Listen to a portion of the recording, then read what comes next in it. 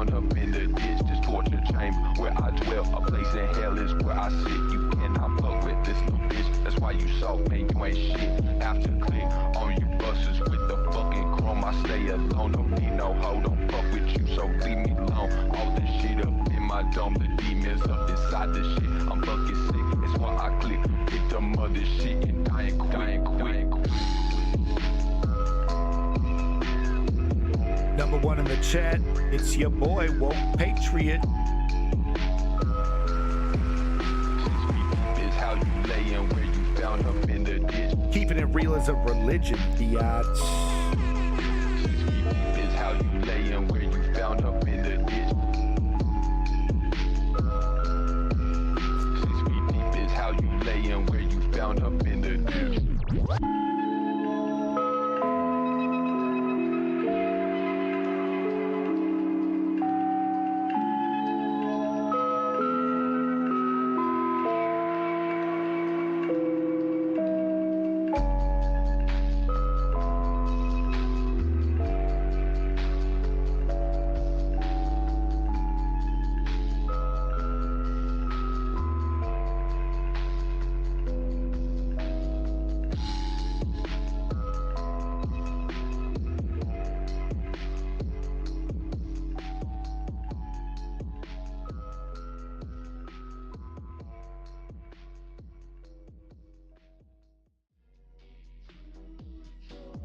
All right.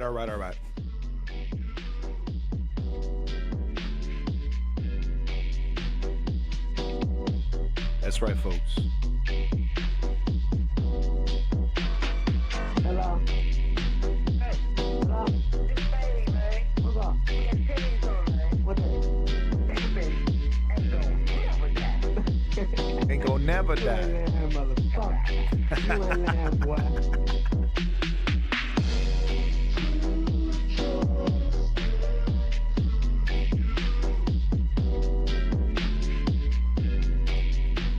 Folks, welcome to the motherfucking News Underground. I am Abandoned Nihilism, aka The Harbinger. Keeping it real is a religion. It's more than a lifestyle, it's a religion. Hope you're enjoying the sounds of Ghost Town, Illusion of Self, full tape. We opened up with Anventhema. And we are currently listening to the Stay True interlude, as in Stay True. True, I think. No, True. Maybe he hates Master P. Folks, we are watching The Brothers Grunt. This, it's repulsive. It's repulsive to watch it for even 5 seconds. It's amazing this made it on network TV. It was so unpopular. It was so wildly unpopular on MTV. They got a lot of letters, especially from the first episode. We got breaking news, folks. We're going to be covering Ukraine. We're going to be covering U.S., but right off the bat, we have breaking news. Let me just get this here. Breaking news. I really should have a breaking news thing, shouldn't I? Breaking news. Okay, this is actually really important. Listen to this. At 4:30, dating defamation. A local man is suing dozens of women over online posts about dating him. He claims they went too far. And now some of those women are speaking out and they are defending themselves in court. KTLA5's Lauren Lister has the story from downtown LA. Hi there. Plenty of people complain about dating, but in this case, local women are facing litigation over online comments on a dating forum that one man says are false and damaging. The typical kind of bad date behavior. Olivia Berger says she had one lousy. It looks like he has a type, yo. The typical. It looks like he has a type. These women, did these women know each other? Did these women come? Did they call each other beforehand? I did not notice that last time, dog. Oh. Kind of bad date behavior. Olivia Berger says Asshole. she had one lousy date with a guy. Wow, guys. Wow. Next time you think you're an asshole, She Right. met on Tinder back in 2021, but it didn't end there. Now she's having to defend herself against him in court after Libel. writing online posts about her experience in a private Facebook group for women about dating. They were factual and they were based in our true experiences.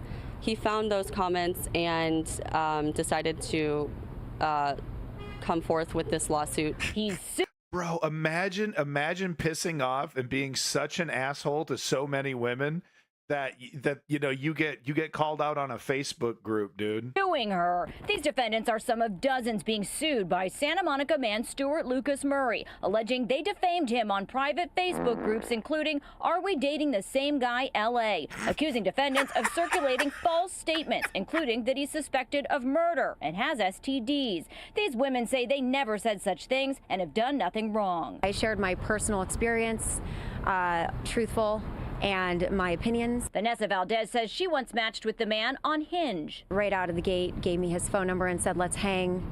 I commented with one message saying bold move with a happy face, and then a barrage of harassing messages came afterward.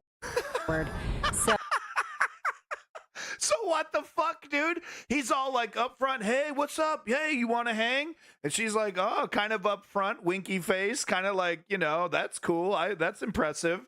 And then immediately, fuck you, bitch, fuck you, bitch, fuck you, what the fuck you?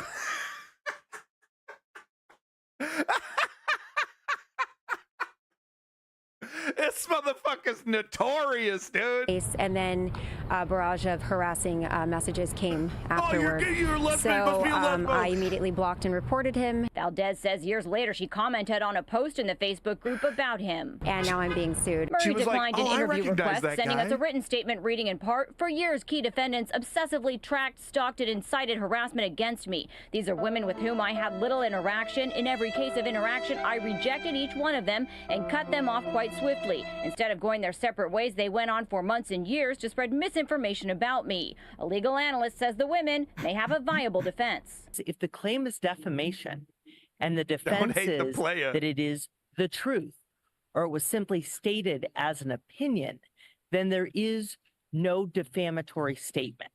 I should note the plaintiff is also claiming invasion of privacy and intentional infliction of emotional distress. The women had a court hearing here today. They are representing themselves and currently looking for an attorney. In downtown LA, I'm Lauren Lister, KTLA 5 News. Man, we got a new king of the assholes, bro.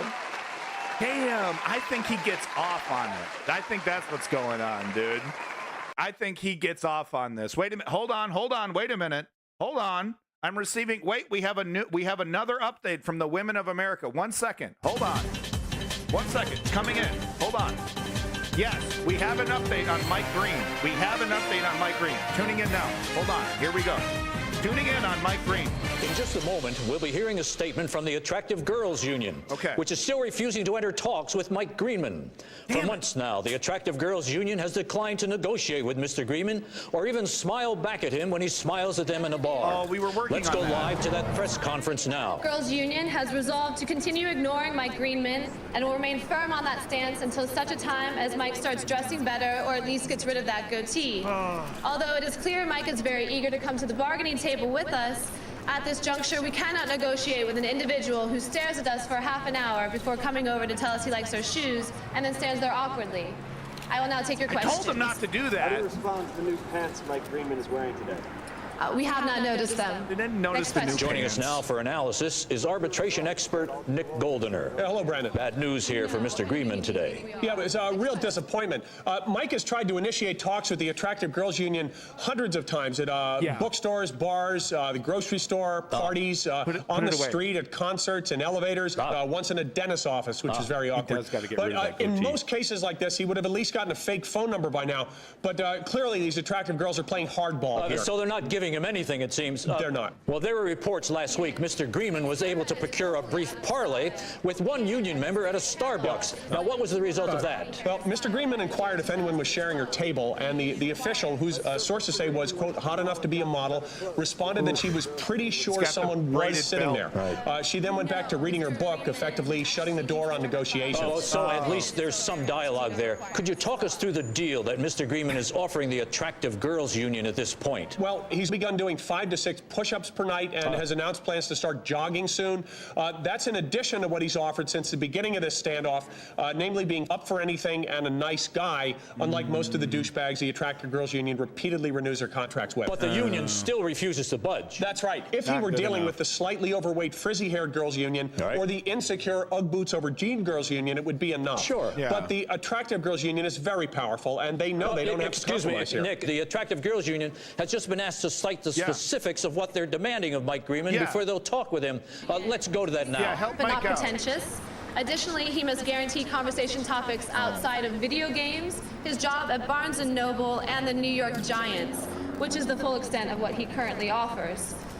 And he must also commit to a censure on laughing at his own jokes. A hard bargain there. Mr. Goldiner, what's your take? I know, Mike. At this point, these demands are going to be impossible for Mike to meet. He has zero chance with the Attractive Girls Union, barring some unforeseen influx of money or if he joins a band.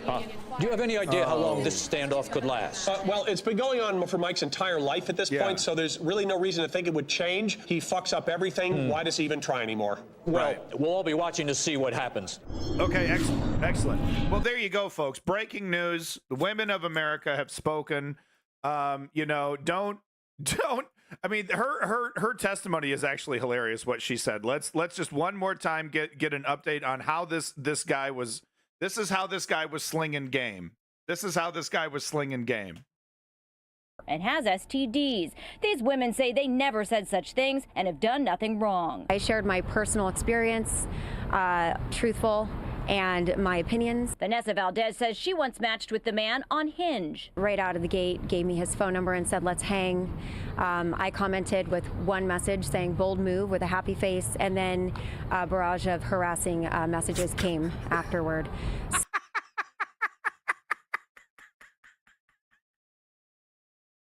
Hey, let's hang, babe. Whoa, bold move. Okay, stud. Fuck you, bitch. Fuck you, bitch. Want to see my dick? Fuck you, bitch. Fuck you, you gay. You fucking lesbo. Fuck you, bitch. Dude, he did it to so many women. He did it to so many women. They made a Facebook group. Do you know this guy? Oh, man. Well, there you go. Breaking news, guys. Does she know how flirting works?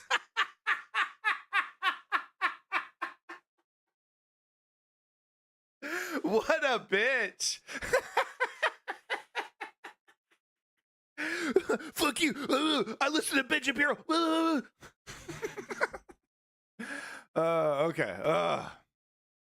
What do you mean that's a red flag? Okay. Moving on to our actual news today, folks. We're going to be covering Ukraine, and maybe if we have time, if I'm done laughing at my own stupid setups here, we'll be covering United States as well. Might be doing United States tomorrow. We'll see how I feel. But we're definitely jumping in Ukraine right off the bat. Got a couple long ones here, so I'm sorry in advance. Of course, we're not going to be watching the entire 30-minute debate that I have queued up. There's a big chunk that I'll be skipping there. You know, the DW does a really good job of labeling their chapters and stuff. Makes it pretty easy to skip through some of the less relevant stuff. Did we date the same guy? Oh, man. What an infamous asshole. You know, I've had some bad dates when I was dating, but man. But anyway, we got, I just wanted to give some updates on what's on the ground here, what the hell's actually happening. That's basically it. Not a lot of good news right now. Of course, the Republicans are still holding up aid to Ukraine, still trying to, I don't know, what are they trying to do? I mean, what, you know, well, I mean, okay, wait, what am I talking about? What are they trying to do? Of course. No, Joe Biden literally gave them everything that they wanted on the border, and they rejected it, of course, because what they want is the fight. They want, you know, they want this. Joe Biden is not doing anything about the crisis on the border. They want that for the election. That's why. But anyway, okay. Not much has changed. But with that said, there's still a lot of stories to tell, and I'm not going to be one of these guys that just drops Ukraine just because they're not, sinking dubs. Quite frankly, maintaining the front line with the attrition, the ammo attrition that they're dealing with, is a dub. Like literally every single day of survival is a dub. But of course, not as exciting as, pushing, 50 kilometers forward, yada, yada. Right.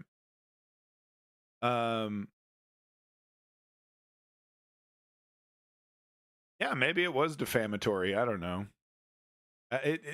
Over 50 women were like, oh, I know this guy. Oh, this sounds familiar. It sounds like that. Like I said, it's like a sex thing. Like he's probably jerking off, like slinging this abuse to these women, right? He's it's kind of like a digital flasher. He's like one of those guys, go around buck ass naked and show their dick off. Was that ever really a thing? Or was that just a movie thing? It's now been 10 years since Moscow illegally annexed Crimea. The occupation followed an invasion using troops who didn't wear Russian insignia. It was the beginning of a decade-long war with Ukraine, which culminated in the... I'd love for that shit to happen to me, dude. I'd just bust out laughing, man. I would die. Like if he's wearing like the brown trench coat and he's got the hat, and the fucking fedora, and he does this like, I'd stand and applaud and be like, thank you, sir. Thank you, sir. It happened to you. Brown trench coat with the fedora? Really? Tell me it was a brown trench coat with a fedora, please. And he's like barefoot. He's got to be barefoot. No, it was online. Oh, I'm sorry to hear that, Chem Goblin. That's different. I'm talking about the brown trench coat with the fedora guys running around barefoot. Welcome back, Anoke Life, Chem Goblin, Woke Patriot, Lenny. Welcome back, Lenny, from south of Boston. Make sure you're checking out Lenny's stream, folks. Thank you again, Lenny, for being the #1 financial contributor to the News Underground. Big props to Student Debt, Clutch Cargo, and Woke Patriot, if I haven't said it.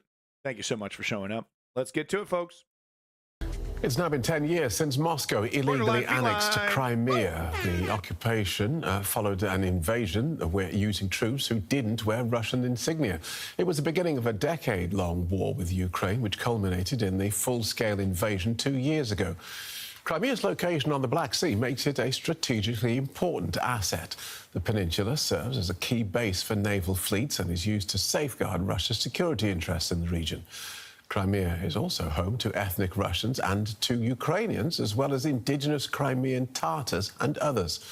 For centuries, the Tatars have fought to preserve their identity, as Crimea was invaded by various powers. Our next report follows Tatars in exile who dream of one day returning to their homeland. So check this out. It's Ramadan in Kyiv. Haven't heard much from the Tartars, right? Many of those praying here are far from home, such as Ismail Kurt Umer. The 33-year-old is Tatar, an ethnic group native to Crimea. I was born in independent Ukraine. I grew up in Crimea, in independent Ukraine. I don't see Crimea as different. I do not see it as part of some other state. Oh, you said Nazi. See what I mean? Ismail left Crimea after Russia occupied the peninsula in 2014. The singer joined the Ukrainian armed forces and now performs in a military ensemble. Here singing a song in his native language, an ode to Crimea.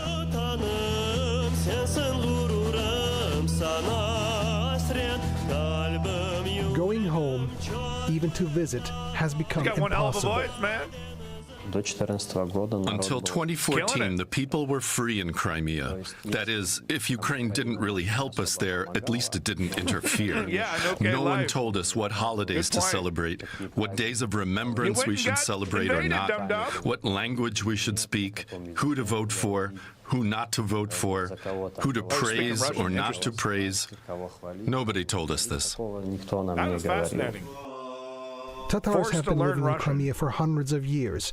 Under Stalin, they were persecuted and deported. The collapse of the Soviet Union allowed them to return.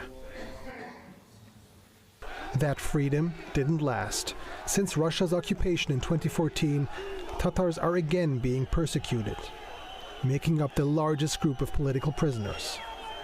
Around 50,000 Tatars are reported to have left Crimea since 2014, while the Ukrainian government estimates more than 500,000 Russians were brought in.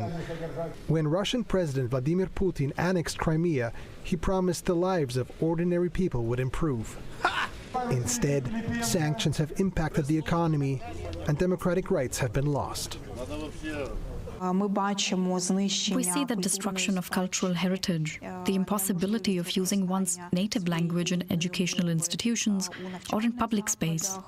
Therefore, these are very important things when we describe how people live in Crimea.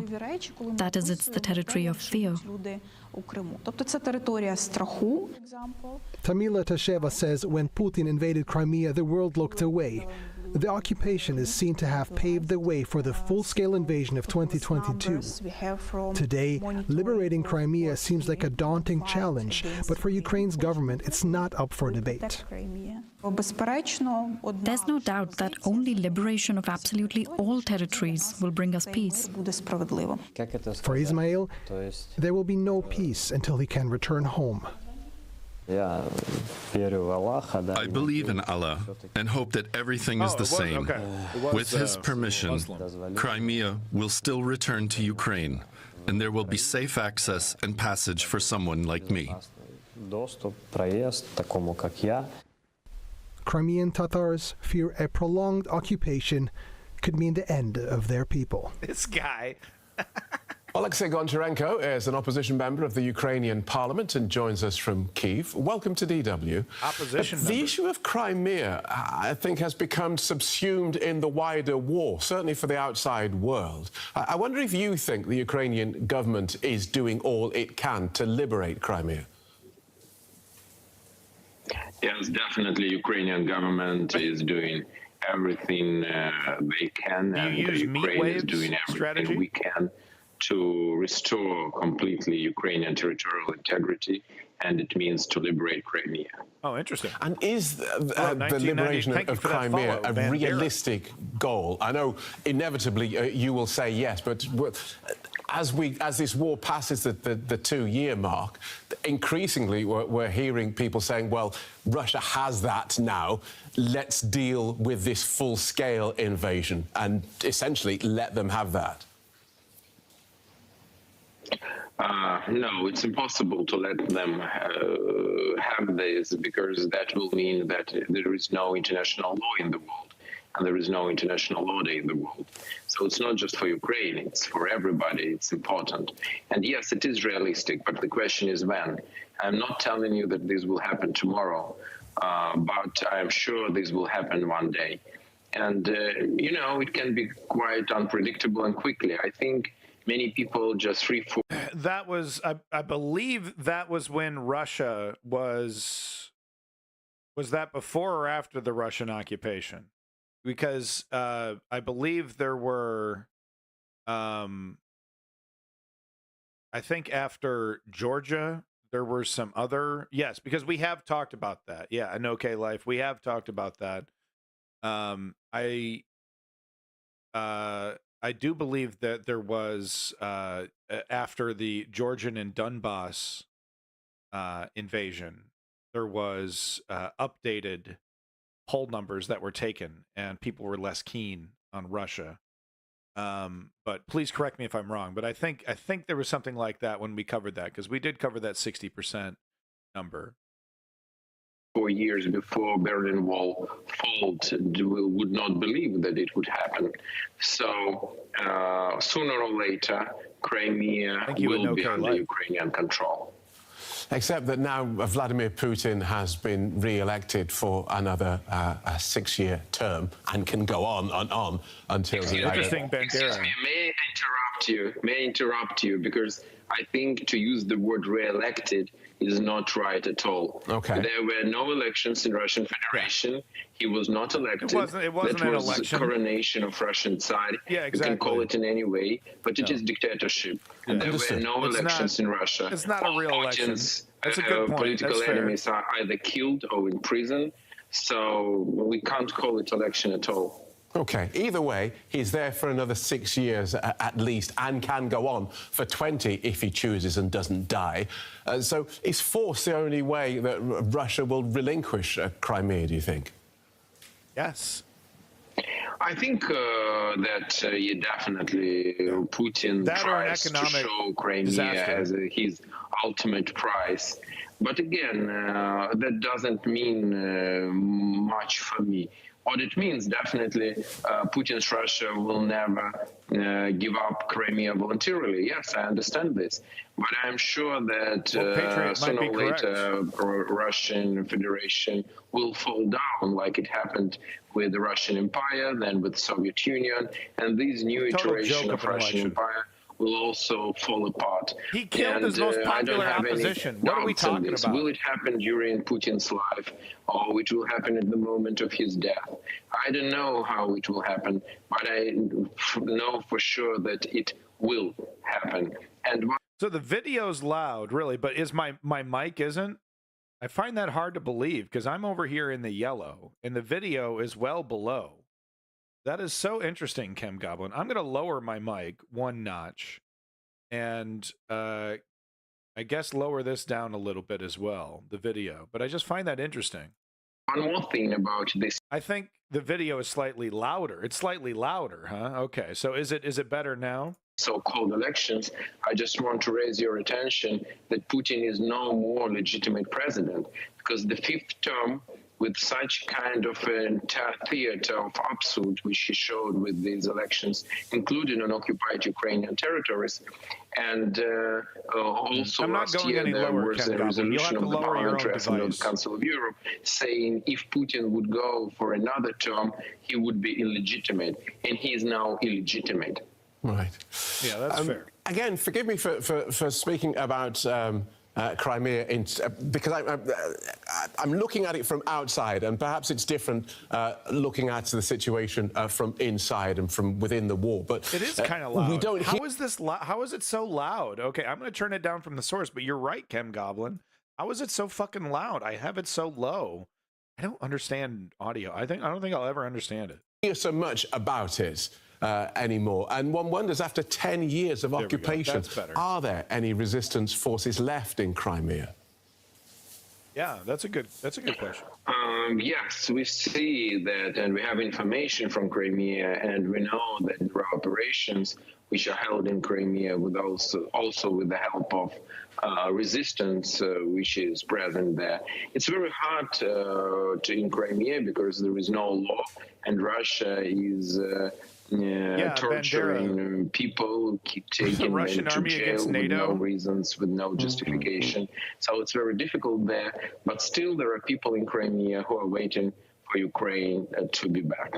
Right. So President Zelensky replaced his supreme military commander recently. What is he supposed to say? Is the president himself doing enough to secure this victory in this war?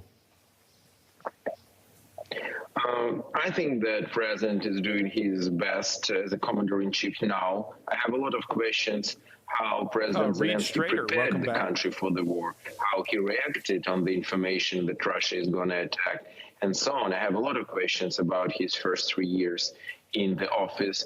But after start of invasion, he's doing his best. I really believe in this. Well, that's really interesting. That's really, really interesting because he's an opposition leader, right? So, but that's actually really reassuring to me that even the opposition to Zelensky is fully on board with resisting Russia because, of course, Putin would really like to have these opposition leaders be Kremlin puppets, which is probably what was happening in Ukraine before Zelensky got in there, before the invasion, especially.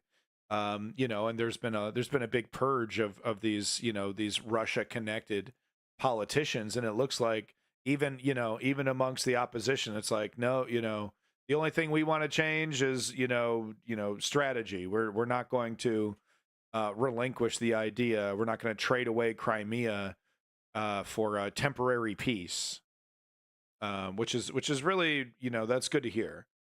Clutch Cargo, I don't know if I said hello. Welcome back, Clutch Cargo. The Russians have been stealing Crimea for centuries. Tsars deported 300,000 Tartars I mean, yeah, and Stalin again dispersed half of those remaining. It really does. I mean, if you look through Russian history, there really is a lot of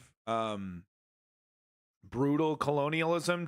And like their version of assimilation is cartoonish. You know, the Russian version of assimilation is absolutely cartoonish. Just literally rip you out of your culture, you know, force you into the Russian way.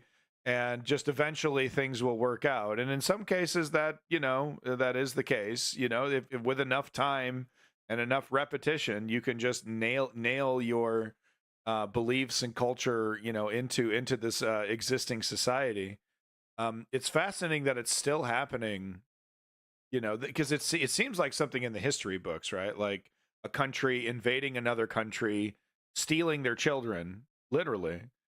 Forcing them to, you know, into schools and forcing them into, you know, to learn the Russian language and forcing citizenship on them. And then, you know, if they're really lucky, you know, forcing them to then fight against the country that they were kidnapped from.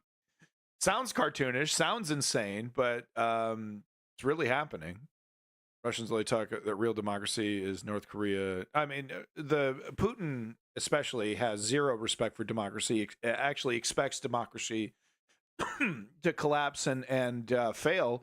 And Trump, you know, may very well be, you know, the person that does that. So, I feel my principles disagree with Putin. I philosophically disagree with Putin, but his prediction that corrupt Western neoliberal style democracy will collapse upon itself and, you know, be replaced, you know, by some authoritarian, you know, who I don't know what his predictions on are being replaced, but I mean, he may be 100% correct. That is, I mean, correct me if I'm wrong, but that is 100% Trump's plan, right? To dismantle our democracy, right? Project 2025. You know, ironically, turn a lot of our federal agencies, you know, turn them into, you know, replace them with basically czars, you know, in a very similar way to the way Russia does it. You know, there's like Woke Patriot was talking about. Speaking about this change of Supreme Military Commander, I'm not happy with this move. Not because I doubt the new Supreme Military General, Mr. Syrskyi, his abilities, but because Mr. Zaluzhny was very respected in Ukrainian society, and that was part of, you know, kind of a column. So that's interesting. The opposition keeping this, because there's a big nostalgia for Zelensky here, this general that was replaced. So that's interesting. The opposition kind of taking advantage of the nostalgia that we have. I mean, we even see our you know, our favorite Ukraine reporter there that we watch, the Ukraine, I think, War Report or whatever. He still puts Zelensky there on his thumbnails, even though he's no longer in charge of the operation. Zelensky, I don't know how to fucking say his name. He does. Let me say it anyway. General Mr. Syrskyi, his abilities, but because Mr. Zaluzhny was Zaluzhny. But yeah, there's a big nostalgia. So it's interesting to see the opposition kind of cynically take advantage of that. You know, who cares about his popularity? You know, I think it's a perfectly fine idea. Change the pitcher. You know, you know, you change the strategy. You know, you get some fresh eyes. You get a fresh leader in there with some new ideas. We saw it happen all the time in World War II. You know, when it really counted. So it really counts for Ukraine. You know, it's not a joke for Ukraine. It's not some exercise for Ukraine. So I don't really disagree with it. So far, I haven't seen any evidence that he's any worse. I haven't really seen any evidence that he's any better. But this fellow that replaced him. But what's his name? How do you say it again? Military General, Mr. This move, not because I doubt the new Supreme Military General, Mr. Syrskyi, his abilities, but because Mr. Zaluzhny was very respected in Ukrainian society, and that was part of, you know, kind of a column, one of pillars. I mean, that's good for morale. On which society. What about his military strategy? On, you know, what about and the victories on the belief of front people line? in our victory. Too. So that was important, at least from psychological point of view. Was super popular. The president made his decision. Now we have America's general, Patton. Final word. Patton was also a fucking maniac that wanted to invade Russia. you know, the moment that we were done with Germany, he was like, all right, line up, let's go. Perfect time to get them. Technically, he was right that it was the perfect time to get them. But, I mean, just, God, we wouldn't be dealing with this problem, though, if Patton had gotten his way, though, huh? Isn't that kind of funny? We can't let that mentality win out, but I'm not going to sit here and deny that if Patton had gotten his way and America just took over Russia, could you imagine? We wouldn't be dealing with this. Maybe, I don't know. Wouldn't it be funny if we took over Russia and we invaded Crimea, we like conquered Crimea, we just like continue for some reason, right? We don't give Ukraine its democratic independence, right? And it was Ukraine versus the behemoth of the United States. Interesting. Alternate timeline stuff. On backup that you're getting from the West, billions is at the moment stalled in the United States Congress because of domestic policies there. The EU has today announced a new €5 billion tranche of funding for Ukraine. Your thoughts on those two issues, please.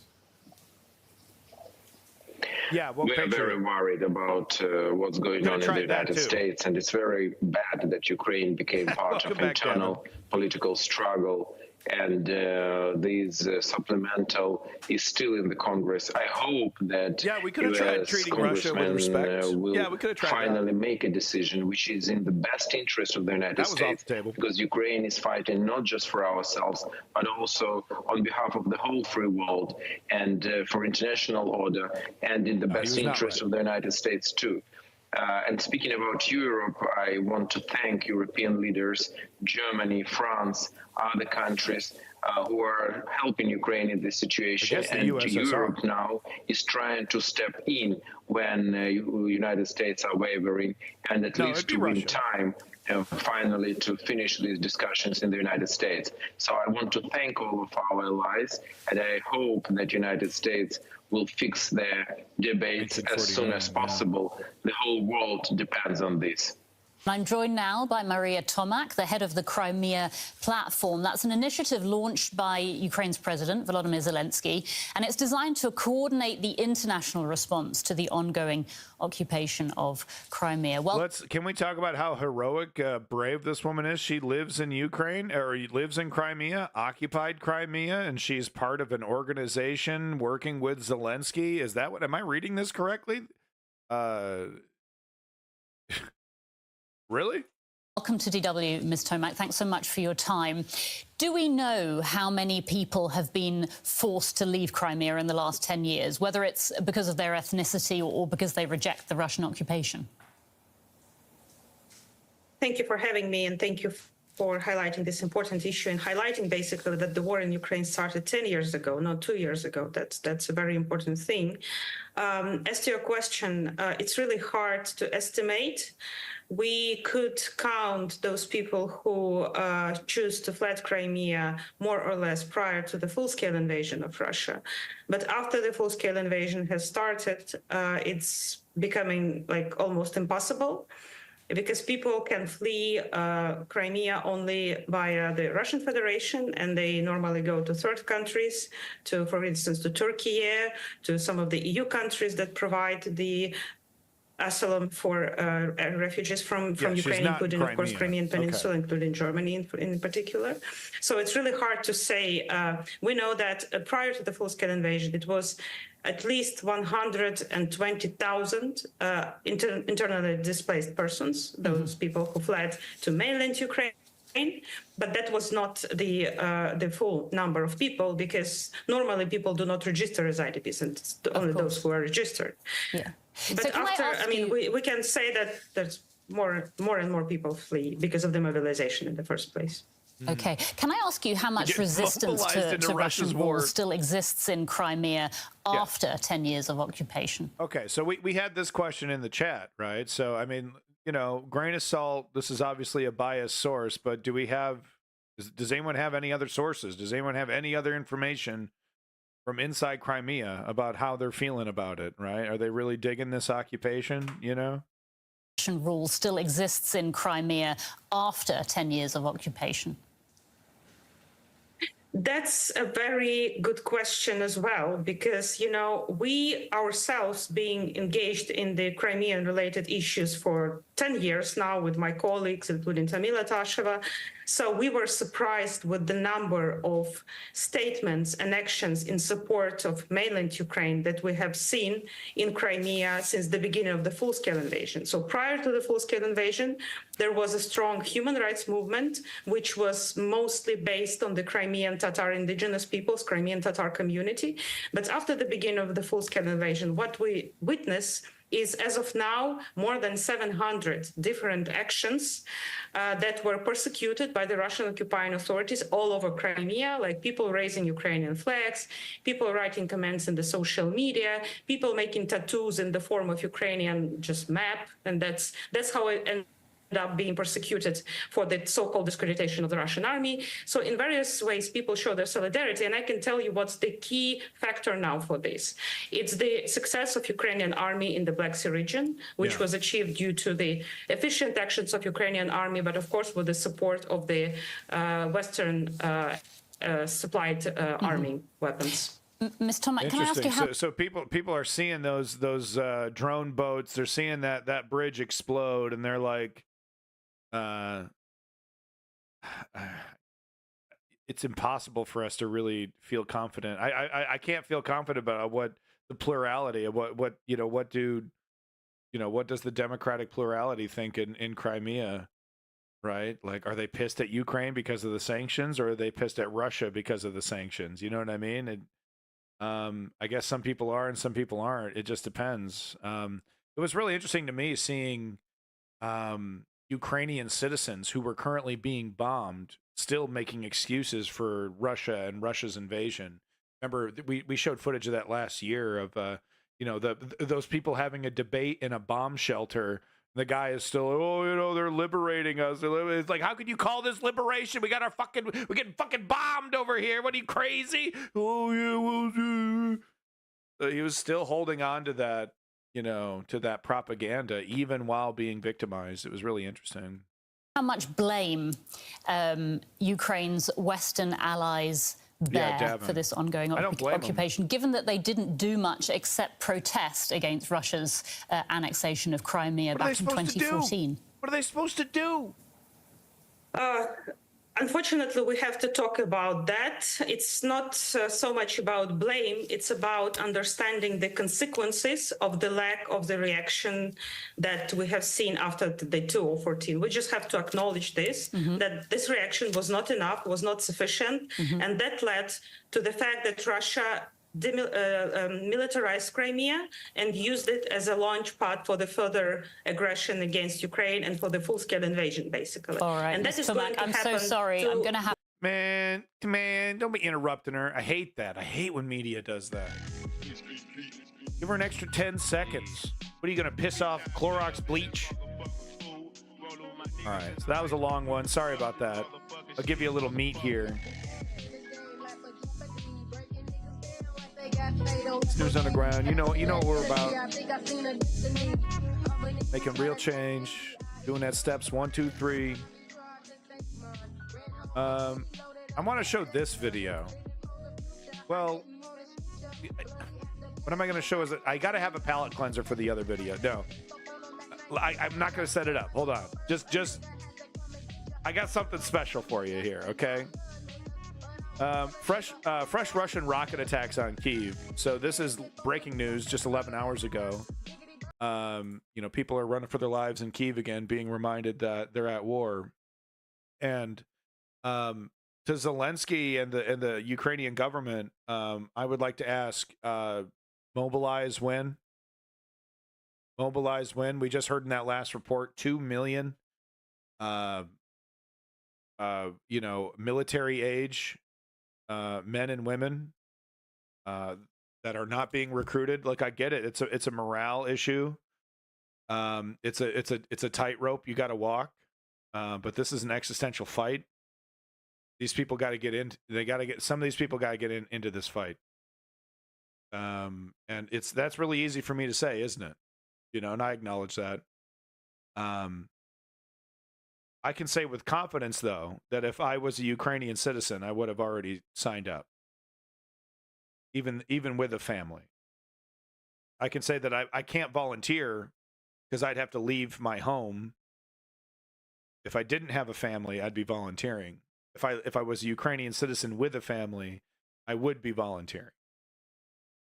But that's easy for me to say, right?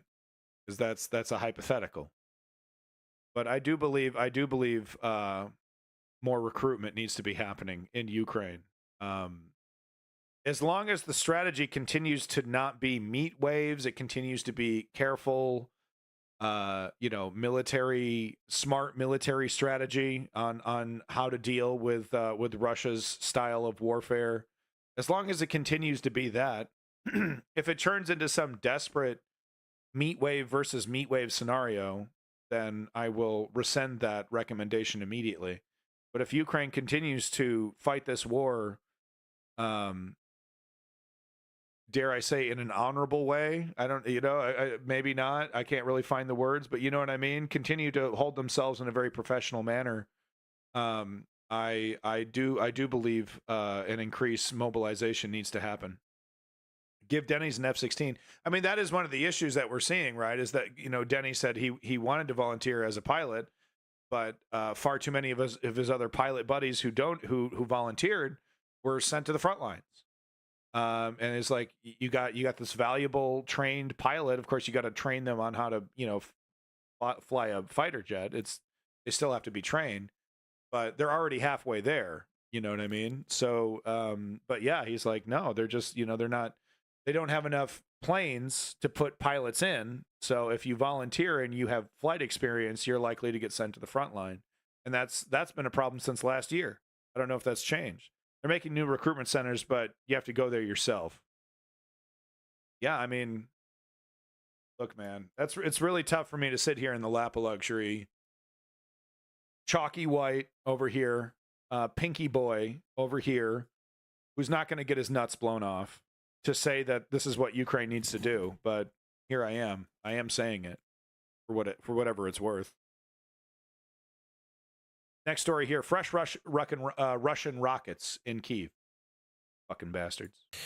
Now to Ukraine's capital, Kyiv, where several explosions have been heard in the city center. It follows an error alert prompted by a series of missiles and drones launched by Russia, the largest attack of its kind in recent weeks.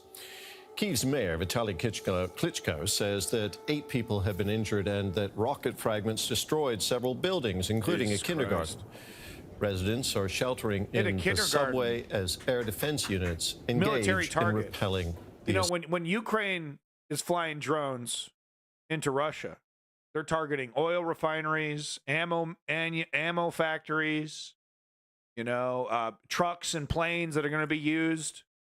When Russia does it with cruise missiles, they target kindergartens. In the subway as air defense units engage in repelling the assault. Let's cargo. I really like that idea. It's, Davey's been talking about it. For the very latest from Kyiv, we can join our correspondent there, Max Tanda. Now, Max, first, tell us more about these. I'm not going to sit here and say it's not an escalation to put NATO troops in Ukraine on the border with Belarus to free up resources for the front lines. That would be an escalation. And I'm not even going to say it's not boots on the ground. That shit is boots on the ground. With all that said, I agree with it. Defensive, yeah. Fuck with us, Russia, right? Show Putin how big bad Putin is, right? Oh, he's so tough against NATO. He's not gonna fart in NATO's direction if they're put on the Belarusian border there. Belarus. You know what I'm saying, though? He's not gonna cough in our direction. Overnight attacks on Ukraine's capital. Yeah, at the very least, enter a full Terry. So, total war economy. The city right now is recovering from a large-scale attack, one of the kind that it hasn't experienced for many weeks now. Last night, at about 3 o'clock in the morning, air raid sirens could be heard here in across the capital, an air raid alert that would last for about 3 hours. And in that time, residents here in the city could hear air defense going to work, air defense rockets being launched into the air, flashes in the sky, and explosions being sounded all across the city. From what the Ukrainian Air Force is saying, 31 missiles were launched at the Ukrainian capital, all of which were intercepted, according to them. These missiles are different types of. So they're saying all the missiles were intercepted. So maybe the kindergarten was hit from something that was being shot down and wasn't targeted.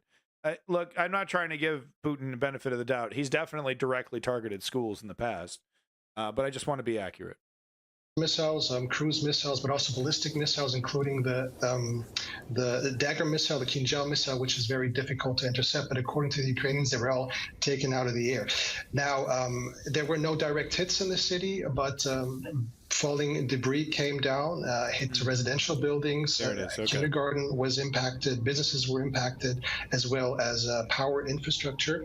And the numbers you just mentioned regarding people injured have been corrected. For the United States as of now, it seems that 13 people were injured, and at least 2 of them being children. And this attack, as I said already, at this scale hasn't happened in quite a number of weeks now.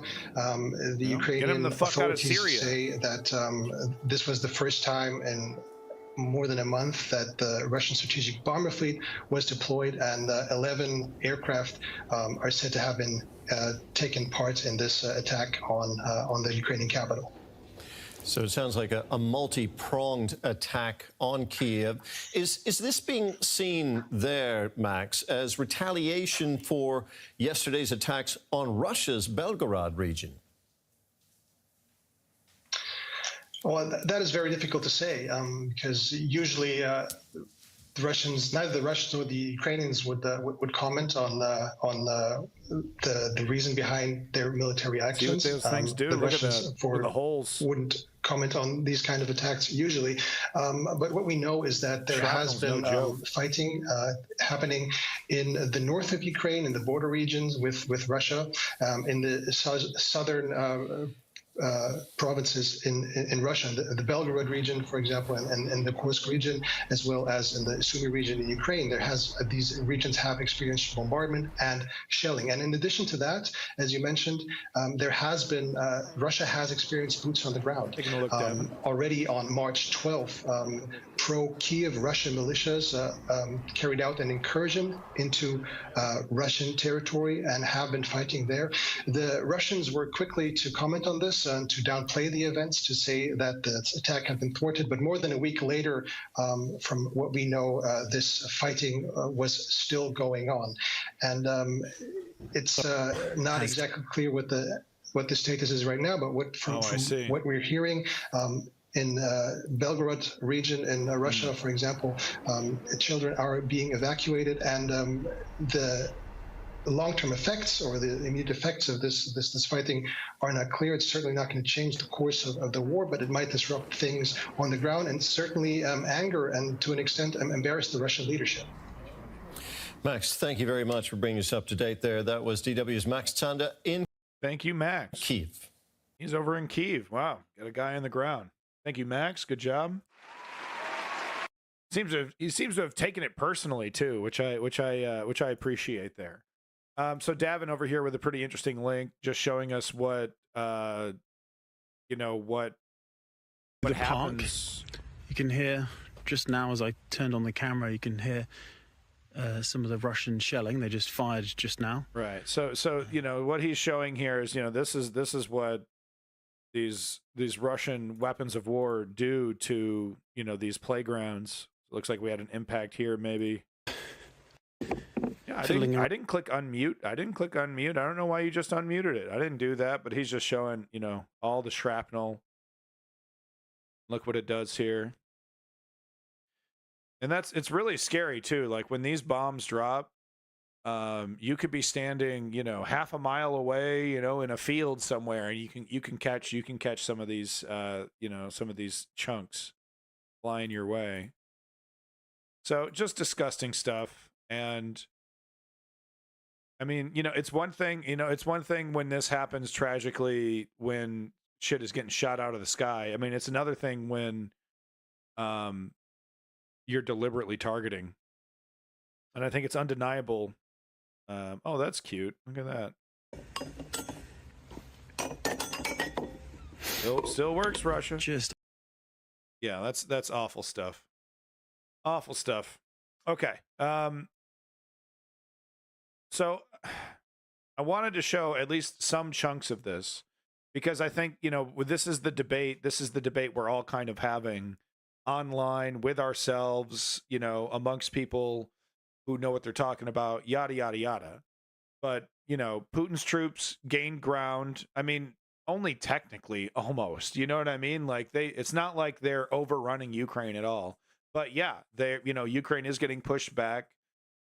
They're intentionally moving back when they're overwhelmed. Russia is sending meat wave after meat wave after meat wave. And if you want to see the horrifying results of what that looks like, feel free to jump into the Discord, and you can definitely see evidence of just one of these operations going tits up. And we can assume that this is happening almost every single day. Dozens of Russians dying every hour. I mean, it was just an absolute massacre. These guys rolling up, 15 deep on an APC. APC gets hit, damn thing, it tips over almost. One guy's pinned underneath it. The soldiers pour out. About 15 seconds after that happens, the Bradleys open up. It's an absolute massacre. It's an absolute massacre. And that's just 9 to 5 normal Russian business, man. Yep. Okay. Yep. That one was annihilated. All right. Line the next one up. Literally, dude. It's unbelievable, the waste. Unbelievable. But it's you keep sending them, especially if you're running out of ammo. It's how the aliens win in Aliens 2. That turret running down, right? But anyway, this is the debate, right? So how will Germany and the West respond? How is this going to happen? It's unbelievable to me that Joe Biden looks like such a limp dick. He looks like such a little wet noodle. Letting himself be pulled around by the nose by this theocrat, Mike Johnson, and just day after day goes on, and the Democrats are sitting around, I'm really disappointed. I'm really disappointed. Meanwhile, meanwhile, people are dying on the front lines over there in Ukraine, man. It ain't no joke.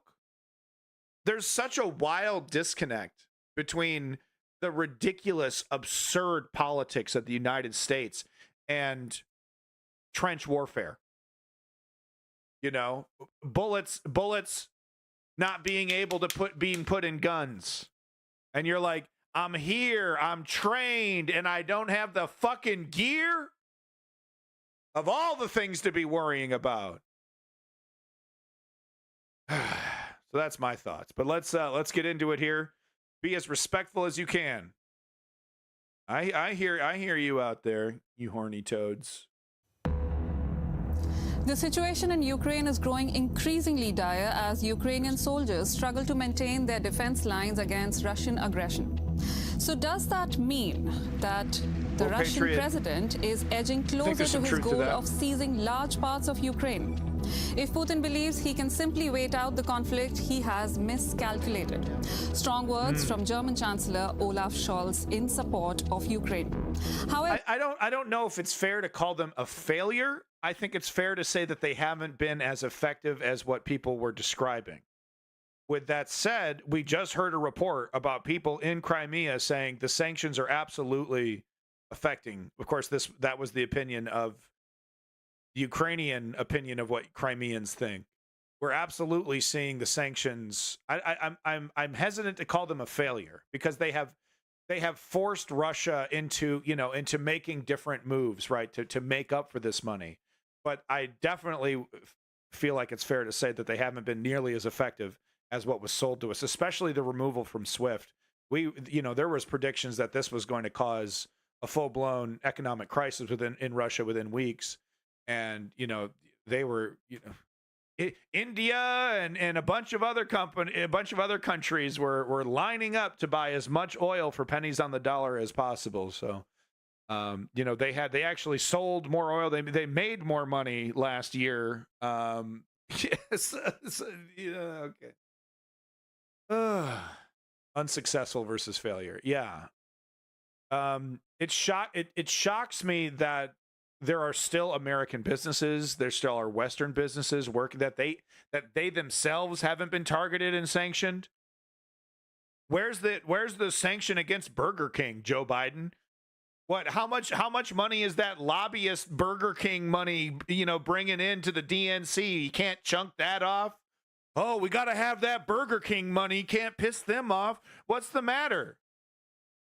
What? Are you going to get in trouble on Fox News if you slag off Burger King, Joe Biden? If you shame them with your bully pulpit? Oh, not only is Burger King the nastiest fucking cheeseburger you've had in your life, they're also still in Russia doing business.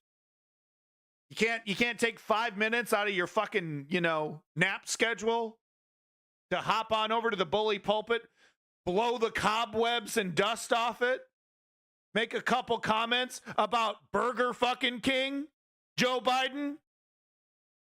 Too much. It's too much to ask, guys. Come on. We can't be slagging off American corporations. However, they come at a time when his own party has emphasized the need to freeze the war. The question remains, of course, whose interests would this really serve? Ukraine's or perhaps Putin's? Today on To The Point, we ask, as Putin's troops gain ground, how will Germany and the West respond? Yeah, and Germany's really coming through, man. Really strong statements from Germany. And Olaf Scholz here. Total 180 from Merkel. Total 180. Putin. Hello and welcome to The Point. I'm Isha Bhatia-San here in Berlin. And today my guests are Lieutenant General Ben Hodges. He's former Commanding General, United States Army Europe, and now Chairman of GlobeSec Future Security and Defense Council, FS. Pro-U.S. military think tank. Okay. Hasn't seen a war. I'm certain this guy hasn't seen a war that he doesn't think that the U.S. could have won. I'd be curious to hear what he thinks about Iraq and Afghanistan. Anyway, we know where his opinion is. D.C. Yeah, Davin. Next on the panel, we have Malte Lemming, senior editor of the Berlin-based newspaper Der Tagesspiegel. Oh, Der Spiegel. Shit, dude. He's the editor-in-chief of Der Spiegel? Oh, man. No one keeps it more real than Der Spiegel. Correct me if I'm wrong. Der Spiegel was the one that was the newspaper that was was that the French one? Was Der Spiegel the one that was attacked by Muslims? Dude got straight up beheaded. Was that Der Spiegel? DC.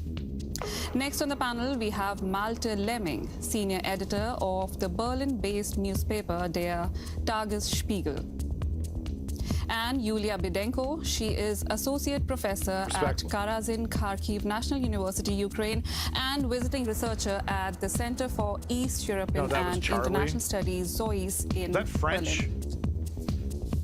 A very warm welcome to you all. What was it? Yulia, let's start with you. Now, Ukraine is facing shortage of both weapons. Charlie Hebdo. That's what you're Charlie Hebdo. That's what that was the one where it was attacked by Muslims, not Der Spiegel. Okay, sorry. Okay, just wanted to get that correct here. All right. Why do I bother interjecting if I'm not sure? I'm such a fucking joke. I'm the antithesis. I'm the absolute antithesis of professionalism. That's the opposite, right? Now I gotta look it up. Yulia, let's start with you. Now, Ukraine is facing shortage of both weapons and soldiers. How long can they really sustain? Yes. Yeah, actually, it's a huge problem because, for example, I have a nephew in military forces of Ukraine, and they are almost on a zero battle line, and they complaining that even their unit needs a lot of ammunition now. So it's a huge problem. And the other problem that, for example, the eastern areas of Ukraine, like Kharkiv, my home city and my home region, and Sumy region are under the constant shelling and attacks. And there are a lot of civilians who died I do flush the toilet because I'm a piece of shit. Evacuated. So it's a huge challenge for Ukrainian, not only military, but also for, let's say, officials who are challenged in humanitarian way as well. So there's constant shelling, and they lack ammunition, they lack rockets, they lack air defense systems. What does that mean for their morale over there? Yeah, it's also a great problem because people already about 2 years being in the battlefield. So I get it. 40s is not old in the real in civilian world, but in the military world, when you're a frontline soldier in your 40s touching 50, dude, it's like that's not cool. That's not cool. Now Ukrainian parliament is working on the new legislation to mobilize more people, and they were kind of assessment that we need 500,000 more, and the morale not only inside the army but the level of social cohesion is also decreasing now. So a lot of surveys showing that it's less trust to official, less trust in Zelensky himself, and people really getting tired. Even volunteers, even those who are on battlefields, and those who are living under the constant toll of the war. It's natural. Ben, from a military point of view, what do you think? How long can the soldiers really hold their positions? Well, I think it's important to step back from the map a little bit and keep in mind that after 10 years of war, with Russia having every advantage, they still only control about 18% of Ukraine.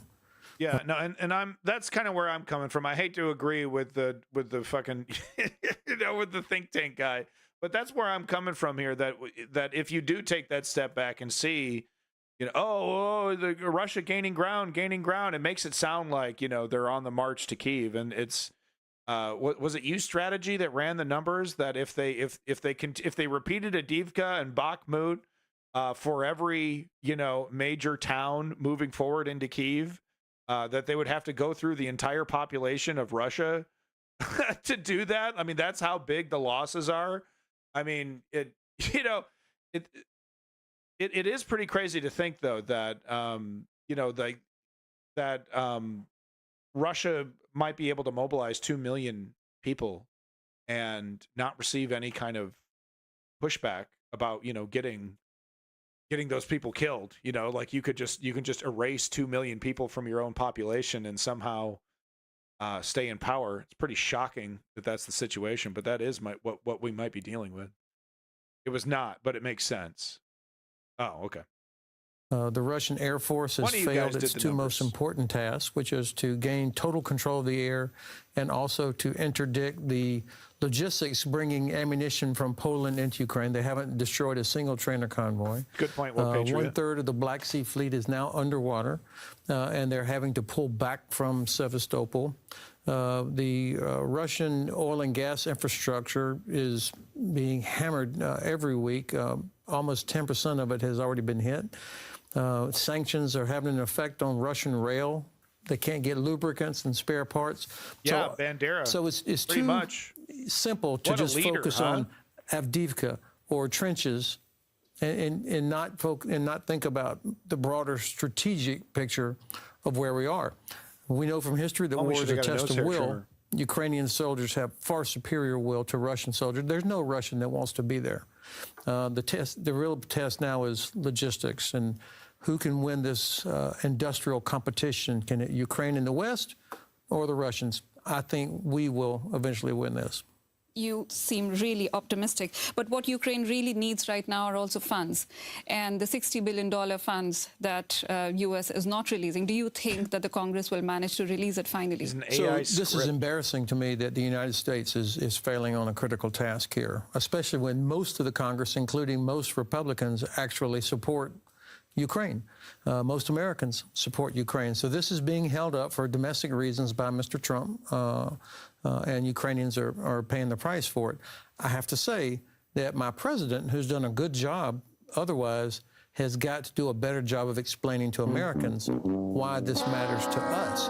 Go to the American people so that then they put pressure on their... Can we kindly remove this man's genitalia from our mouth, please? just collectively, you know what I'm saying? Can we stop? Like, I understand, like, it's an existential threat, but like, why are we also on board, you know, with defending this neoliberal fucking slop house, man, this clown show? This can't get her doneer. You know what I'm saying? Why, man? Why, dude? Because like, it's only downhill from this. If this media, if we're defending this mediocrity, you know, what's next? Congressmen say, wait, why aren't we helping Ukraine? So America is still discussing. Germany, meanwhile, has said another 500 million euros. Too little, too late? That's a good question. I mean, if it comes to total sums, Germany is the second biggest contributor for the Ukraine, and in military and in civilian assistance as well. So I didn't hear about that. You can argue with the amount of money that is given in relation to the people you have or to the budget you have. So then it's in the middle Trump ground. Is so something human, like it hurts. place Dude. 12 or something. I would not say it's too little, too late. They are supporting Ukraine, not to the extent it sometimes wishes, but you have to see there. Yeah, no shit. There's a new strategic tactic from the Ukrainian army. This is attacking the infrastructure of Russia in Russia itself, oil refineries and things like that. So I think it should be supported in doing that, because this detracts the attention from the Russians to many, many different places. They can't concentrate the air defense and defense systems on one place. So I think this is something to have to watch very carefully. Okay, and with limited resources. Thanks for providing literally nothing. Thank you for nothing. This was the segment I meant to skip. Oh shit. Okay, no wonder. Why are we watching this? Didn't I want to skip something? Yeah, that was the segment I wanted to skip. I wanted to skip to get to the next segment here, which is a video on the ground. Welcome back, effed up kid. And yeah, no, Ukraine has been attacking Russian infrastructure, oil refineries, ammo manufacturing, storage of tanks and planes inside Russian territory now for quite some time. I'm loaded up with alternative facts. Excellent. Those are the real ones. At hand, the Ukrainian army is primarily focused on defending their positions against the Russian forces. Yeah, well, this is becoming increasingly challenging as the odds stack up against them. Let's take a quick look at what the situation is like on the ground. Ukrainian soldiers in the Donetsk region are using Grad, a multiple rocket launcher from the Soviet era. Excellent effed up kid. That's what I'd like to hear. There are a few grenades, but not enough of them. Not as much as at the beginning, when we could really fire and stop the enemy. In the east, things are looking bad for Ukraine on several fronts. Near Kharkiv, civilians are building more defenses to prevent Russians from breaking through. Real heroes there. Keep it up. That's the shit that I want to be doing. Russia is also heavily bombarding the south. At least 20 people were killed in a recent attack in Odessa. Oh, that's terrible. These imperial ambitions will continue towards Lithuania, Latvia, and will not stop with France and Germany. It's better to stop it in Ukraine than later on a global scale. I have a family effed up kid. My wife would leave me. But Ukraine isn't just low on ammunition. It's low on soldiers. Leave me, dude. And the ones who have been fighting for 2 years are exhausted. Bye-bye, family. Do Ukrainian troops still have a chance? Ben, your thoughts? Do they have a chance? Well, that was the most depressing doomer narrative I've heard, and I don't think it accurately portrays what's going on. Of course they're building trenches outside of Kharkiv, which should have been happening years ago. Of course they're doing this. Of course soldiers are tired. Clearly, Ukraine has got to fix the personnel system. There are probably 2 million Ukrainian women and men that are military age. So the government, not the army, the government has to do the job of changing the necessary law, but also convince women and men that if you come into Ukrainian armed forces, we will not send you to the meat grinder we will only put you in the right uniform, you'll get training, and then you'll be put in a unit so that you can do rotation. They've got to do that. But the, you know, there's... It's an interesting way to try to sell it. Honestly, no one's really buying it. You know what I mean? Like I said this before when the Ukrainian recruiter said this, you know, people are really worried that they're going to be sent straight to the front line like they're in Russia. I believe them for now. But if the situation continues to get desperate, you know, that calculation will change. So I don't think it's really wise to be repeating this talking point about, hey, you know, don't worry, you're not going to be sent straight to the front line. The reality of the battlefield could change very quickly, and that promise can be, you know, will be nullified very quickly. There's another side in this war. There are no Russians that want to be there. And when we talk about Avdiivka, I mean, people talk about Avdiivka like it was Stalingrad. Avdiivka is as far in the east as you can possibly be in Ukraine. Yeah. So there, and the Russians, after a month, I mean, that happened during Munich Security Conference. So a month ago, they finally took Avdiivka after losing 40,000 soldiers. It's unbelievable. And they've only advanced 1 or 2 kilometers from there. So the Russians, I don't think, have the ability to exploit whatever success they are having. Let's bring in... I think that is fair. I mean, look, we've been following this, reporting from Ukraine. We've been following the frontline updates, the losses, the unbelievable losses. It's like 3 to 1. You know, 3 dead Russians to 1 Ukrainian. It's totally bananas. And yeah, I you know, as much as this guy is obviously biased, you know, from where he's from, military think tank, I hate to be fully on his dick over here about all of this, but no, I think he is providing a little reality, ironically, from my own personal observation. I'm not from a think tank. Someone want to give me a think tank paycheck though? Shit, I'll take one. I'll be a fellow. Yeah, I'm Brian Fellow. Okay, moving on. Some data there. Now, Russia manages to produce 3 million units of artillery ammunition annually. Thank you, Ken Goblin. While the entire NATO alliance can only produce 1.2 million. That's less than half of what Russia is producing. So despite all the sanctions and everything, how is it that Russia is still able to maintain this? Yeah, it's a great question. Obviously, there are holes in the sanctions. Thank you, Ken I mean, Goblin. there are things that are still getting through from India, China, North Korea, obviously. That's a good point. So there are some Russians that want to be there. But, you know, war is not a math problem. It's not like they made 3 times this. What matters is what capability you have where you need it. And if Germany, and so like a Taurus is equal to hundreds of artillery rounds. And with the precision or the U.S. ATACMS, the 300-kilometer ATACMS, every single Russian headquarters, artillery piece, logistics site in Russian-occupied Ukraine, every one of them could be hit. That's more important than how many thousands of artillery rounds they have. It's the precision would make such a difference. So okay, and here's this bias clearly showing here, right? Because we see this with people that are fully buying into the American exceptionalist idea. And once again, I'd really love to hear this guy's opinions on Iraq and Afghanistan, right? Because this is the exact kind of shit you heard. You know, oh well, you know, we're, you know, our shit is so good, you know, it makes up for any other you know, strategic failure. But no, I mean, yeah, one solid ATACMS or HIMARS is really great and accurate. But that's not going to fix the morale of a Ukrainian soldier who's been, you know, in the trench for over 6 months.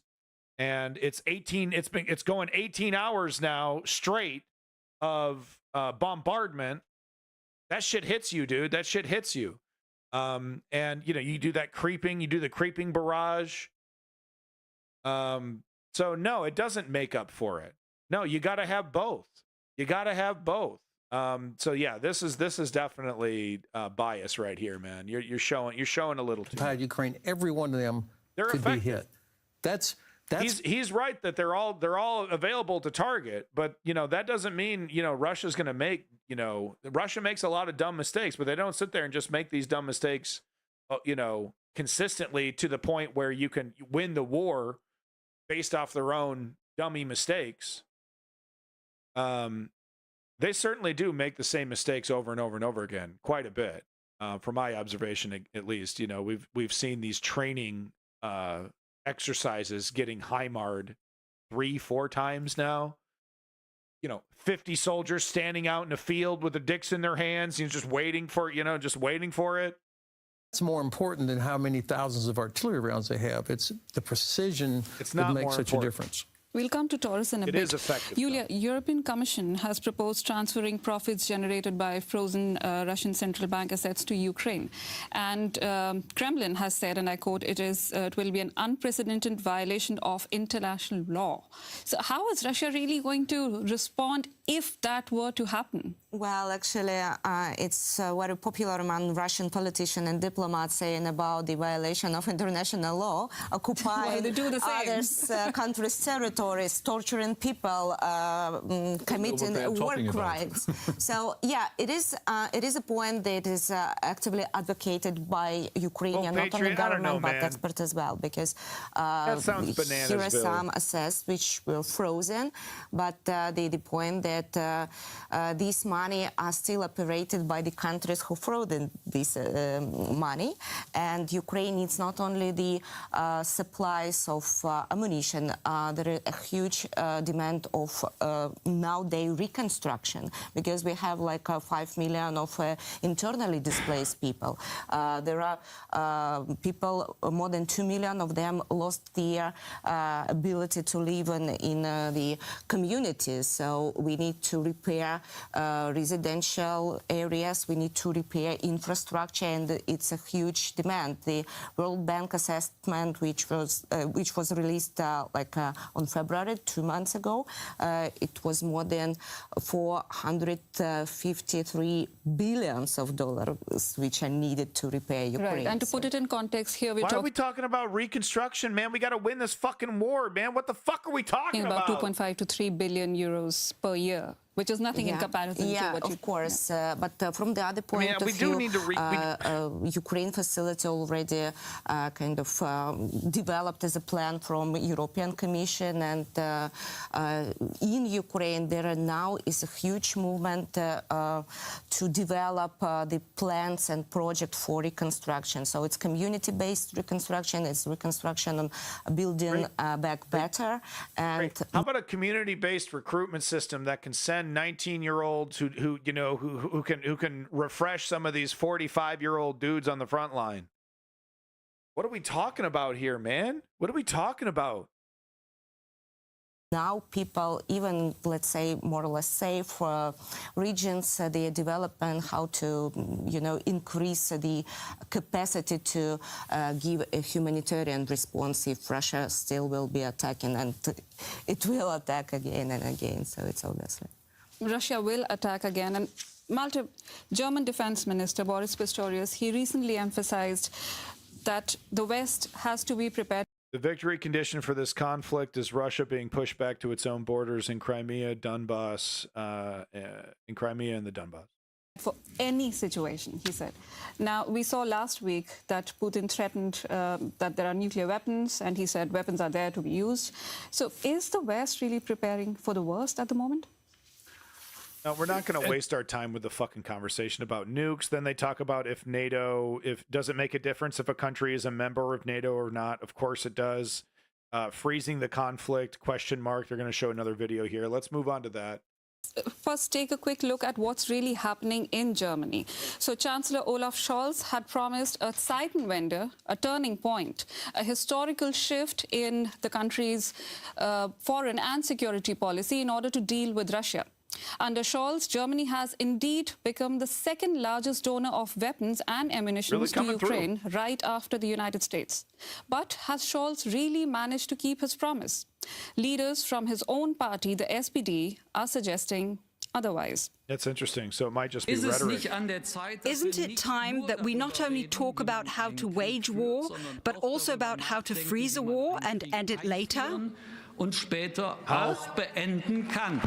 These suggestions made by the Chancellor's SPD party has triggered strong reactions. Bitch, a war isn't a loaf of bread. What the fuck does that mean? Freeze it and then finish it later? Huh? What? Or and end it later? Isn't it time that we not only talk about how to wage war, but also about how to freeze a war and end it later? Someone make this make any sense to me whatsoever. These suggestions made by the Chancellor's SPD party has triggered strong reactions and caused the Green Party Foreign Minister Baerbock to shake her head. She's referring to the UN report on Russian war crimes in Ukraine. I believe that anyone who reads this report will not bring up freezing the conflict again. This report reads like an absolute horror story. Then comes criticism from within the SPD. Defense Minister Pistorius agrees with his Polish colleague. What a freeze of the conflict, whatever form it would take, would mean it only helps Putin in the end. What does it even mean?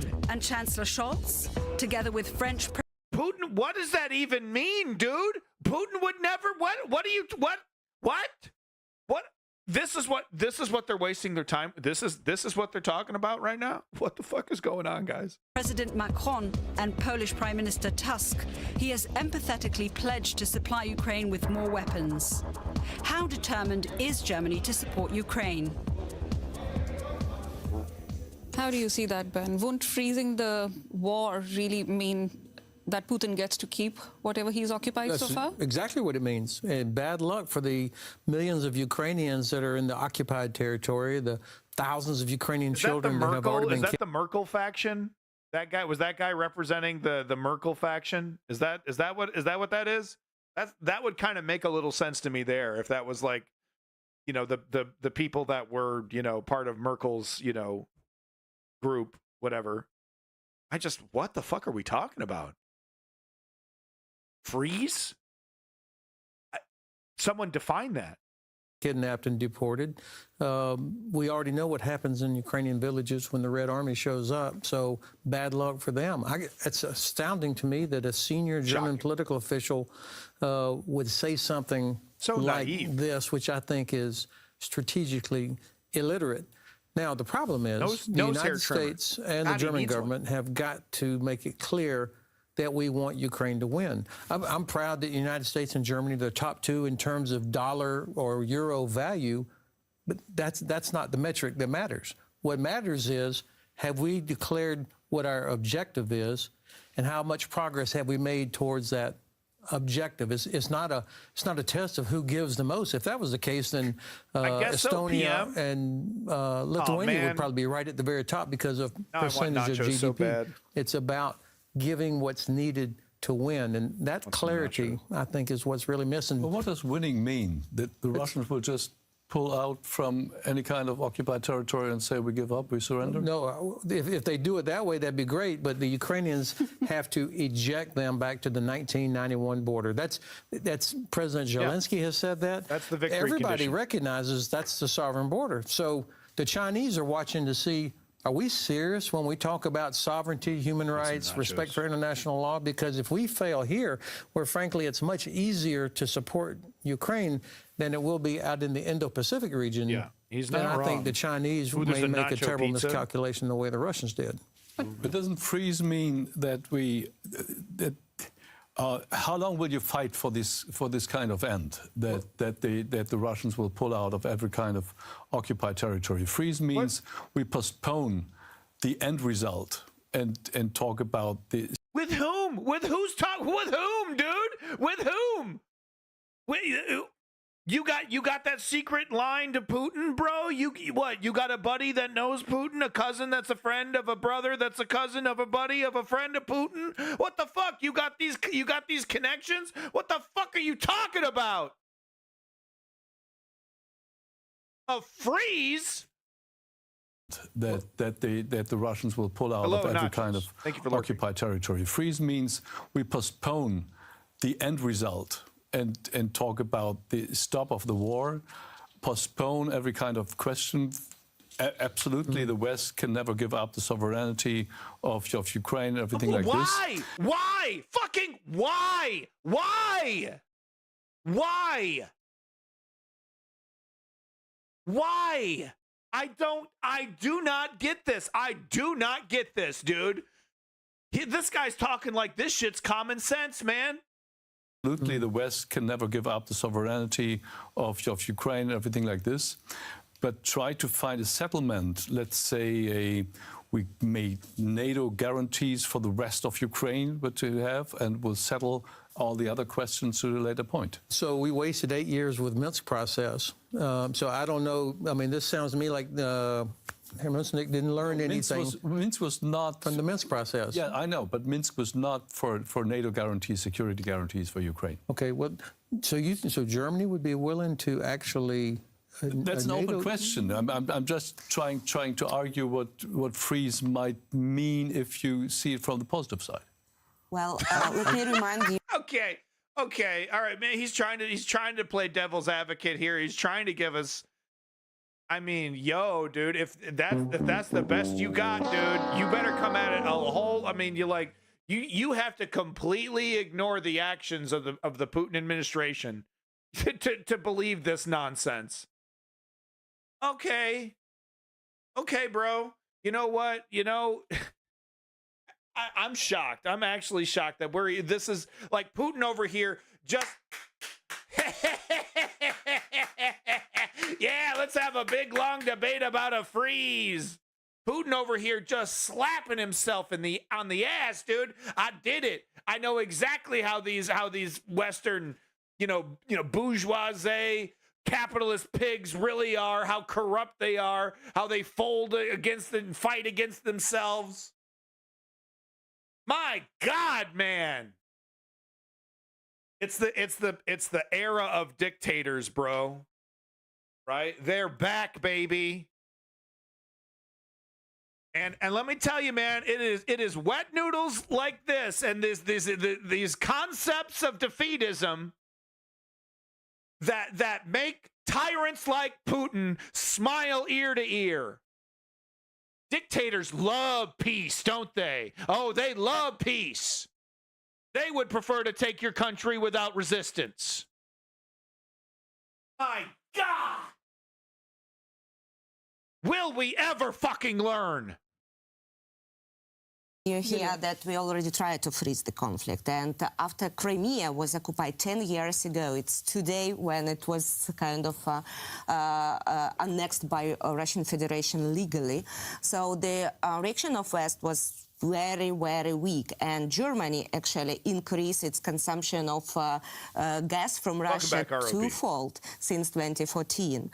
And of course, there were kind of a real attempts to freeze the conflict, and during this time Russia just regained its power and developed the plan how to attack other territories of Ukraine. So she's right. It's really very and it's like it's not where this guy where Der Spiegel over here has hypothetics where, well, maybe things will get better and maybe we can actually get some peace and maybe she is talking about what we've already witnessed, what we've already seen. Okay? Are we just going to forget that this is the country that tried to march their way into Kyiv 3 days? Big old column of tanks like we were supposed to be scared? Challenging to believe that Russia will hold the points that could be reached during negotiation. I don't believe this. Yulia, we are also talking at a time where leaders of EU are meeting in Brussels for a 2-day summit. Do you think anything concrete will come out of that? Especially because it was just a few days back where leaders of the Weimar Triangle met each other. Yeah, I would say that I'm a fan of the European Union myself, and I cooperate with the EU delegation to Ukraine in teaching Ukrainian students on European studies. But we do understand that European Union is not about defense and this kind of assistance. So it would be nicer, or it would be more clear for Ukrainians if NATO members will be more, let's say, assertive in their guarantees to Ukraine. That is why we could discuss whether there shall be 100%. Any guarantees 100%. And how to freeze this conflict without any promises and commitments from the NATO member states. It will be no point to talk about the frozen conflict, I think. I see here different Can't believe we're even having a also from Ben debate and about Malta. this. And when the leaders of the Weimar Triangle, they met, although they tried to show unity, one could see there were differences there as well. Do you think the unity is really going to Pico work de there? Gallo Because cheese? Macron and Scholz are on completely different tangents at the moment. They face very different in their own country, different dynamics. In principle, I would say, okay, Scholz is not saying we need troops on the ground. That what Macron suggested, that might be a solution. But I'm not quite sure if even Macron thinks about that in realistic terms. So France is now the only atomic power in Europe since Great Britain pulled out. So it has a certain kind of leverage. They can have a certain kind of power with their arguments. But I don't think there are differences between Macron and Scholz that go to the core of the problem. They both agree to support the Ukraine. France could do better, I think. It's not the same in supporting. thing. Ken Goblin. Scholz can do better in other terms, but in principle they are in one boat. But you did start with domestic politics. So does that mean that for both France and Germany, domestic policy is actually shaping international and security policy at the moment? To a certain extent, yes. I mean, in Germany, the Ampel coalition, if the red, green, and yellow coalition has very, very different interests in this kind of thing. So a chancellor has to look for its own government and how to survive. So domestic policy shaping international policy, that's all the time we have. Yeah, that's basically the conclusion there. Yeah, all right. Well, that was an interesting conversation. Thank you to all the participants there. That was interesting. But devastatingly depressing when it comes to this concept of a freeze. So I wanted to play this seemingly experimental video created by The Sun. I don't know who's editing the videos over there at The Sun. Clearly this guy, 4 o'clock in the morning, he had a deadline at 6 and he had been working on this. I don't know, or maybe this was just purely put together by accident. But this shit is like Zen artwork. Listen to the music and just the video and the music. This is like some shit you'd see in an art museum. And then it just like right when you're really getting into it, it cuts abruptly. Okay, so be prepared. 3 or 4 minutes into this, it's gonna cut abruptly.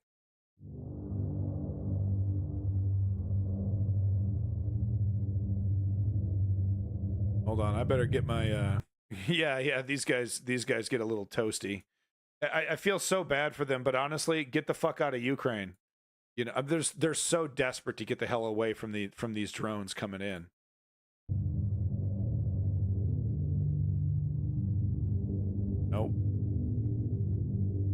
Nope. He wasn't hit. His other guy was. This is really sad too. This guy desperately trying to crawl into the machine, and as you can see, drone hits him. It's not a direct hit on him, but yeah.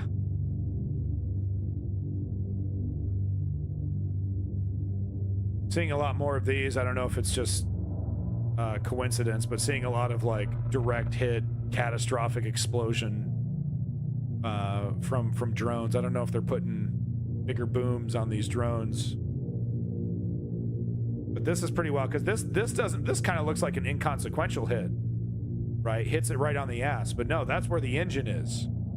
That's where it's most vulnerable. Drops another one there. I don't know how effective that one was. There's now drones that aim themselves using heat. Oh, that would make sense, right? Going right for the engine then. But here's another one of those. And once again, the music, dude. And look, they repeat this. Another just massive catastrophic explosion.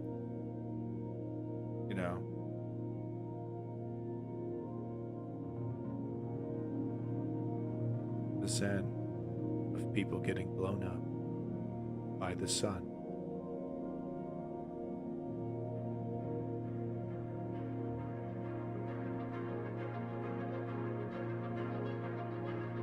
Welcome. Death on the battlefield. Yeah, drone accuracy fine-tuned big time. Meditate. The sounds of dismemberment.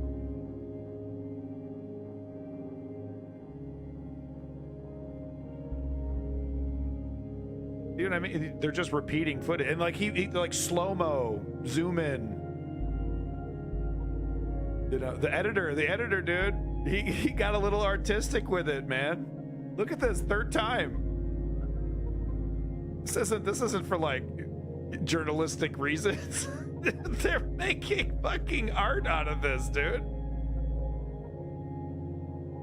Look at that slow-mo pan back. Hold on, the music, it's about to abruptly, I couldn't believe that they did this cut. Where do you feel this cut, dude? It's so jarring. Maybe an AI whipped this together. Adderall and hard liquor. This might be AI, dude, because it's so jarring.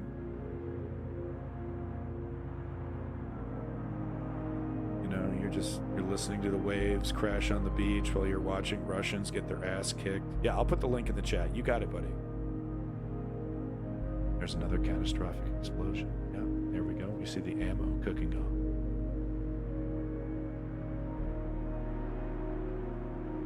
Damn, dude.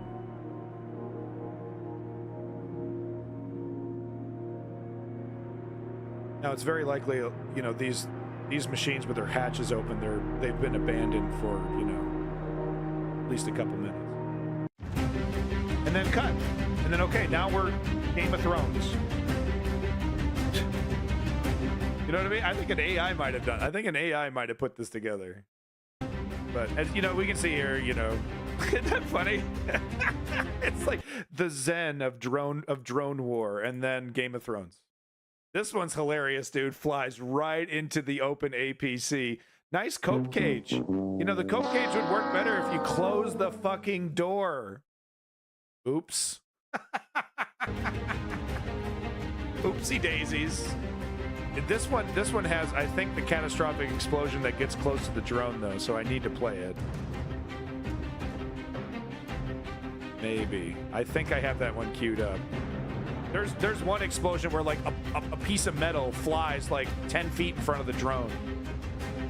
This one. It's this one. Look at this. I think that was it. Oh shit! Oh shit!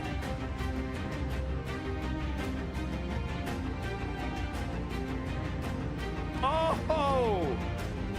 Man, these Russian tanks blow up. Dude, they blow up. No, that wasn't the clip I was thinking of. Maybe it wasn't. Oh, can't show that.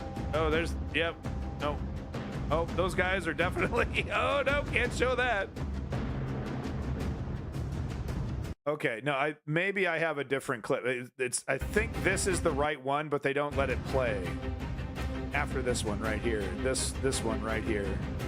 I think this is the one I was thinking of. Yeah, because it has that secondary, and then, but they cut it out early. There's like a chunk of metal that flies like right in front of the drone. It's shot up like a mile into the air.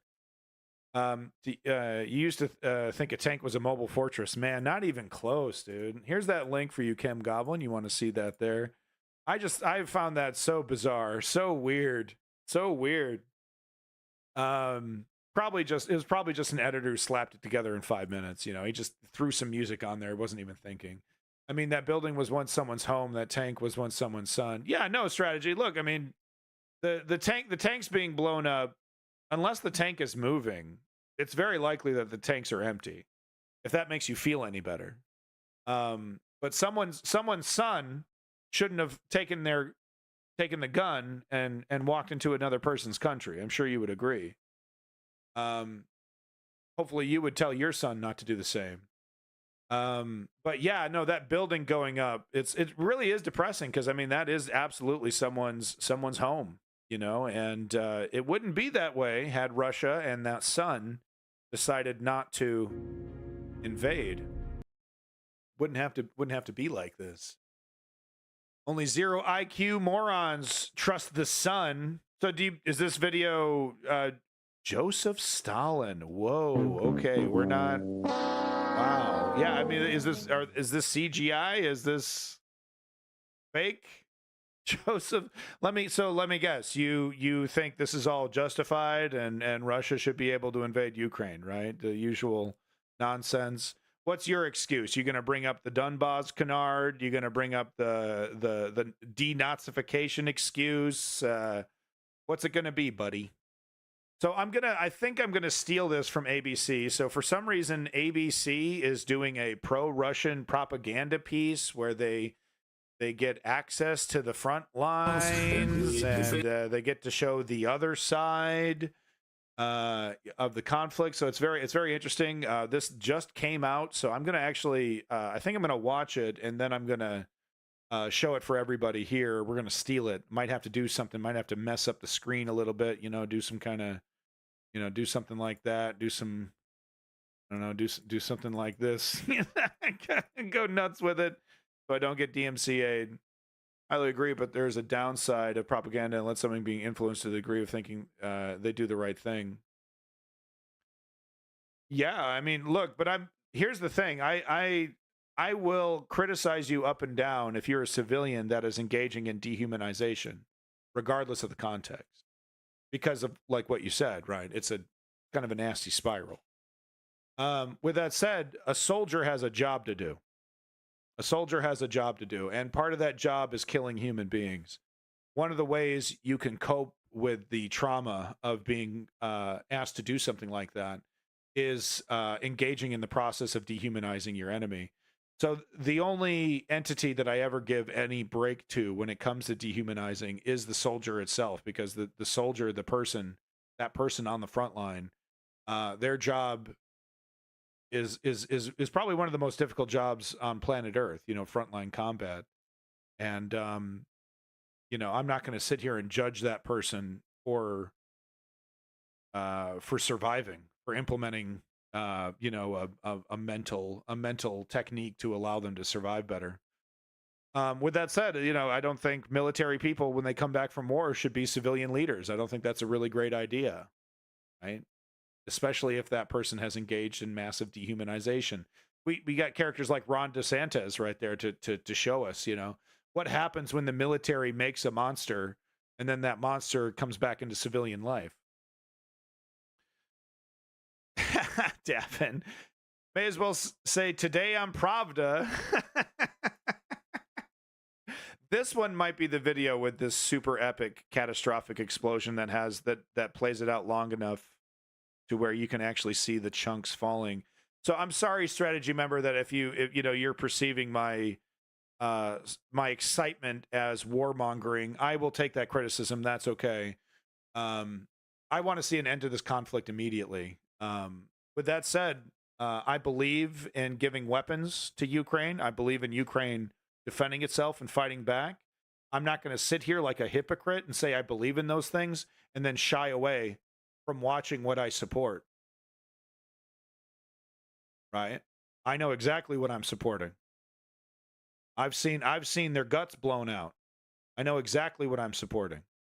And that's really important. Because if you're gonna get behind a conflict, you're gonna get behind a war, you better know what the fuck you're talking about, right?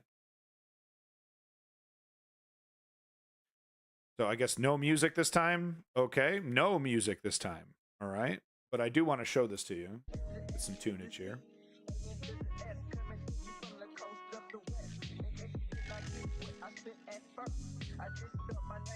Oh, maybe play the video, jackass? Yeah, okay, do that. Yeah.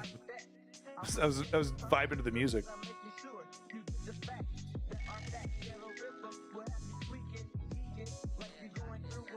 Man, those Bradleys are fucking them up, dude. That wasn't a Bradley hit, though. Keep moving, boy. Damn, those cluster bombs. I saw a video of a Russian caught in a cluster bomb explosion. You know, just things exploding all around him. Absolutely terrible.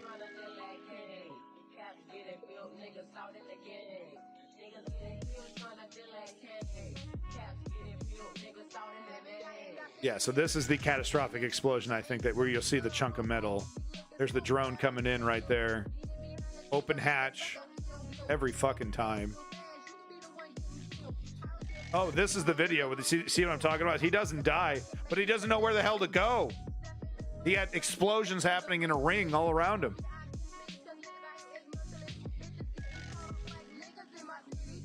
Boom, right there. And then with a secondary with the ammo popping off. Then watch this. Watch this chunk of metal fly by the drone. Boom, dude. Raining metal. Fuck, dude. Those Russian tanks, man, they blow up in a just like crazy. None of the ammo, you know, stored in a way to prevent that kind of stuff. You know, you're just putting that auto loader shit in there, putting the ammo in a ring around your turret. Bad time to make the joke that it's raining man. Well, it likely wasn't. Like that was clearly, you know, like I said before, a lot of these things, if they're sitting there stationary with the doors wide open, you know, the guys that were in there are long since gone.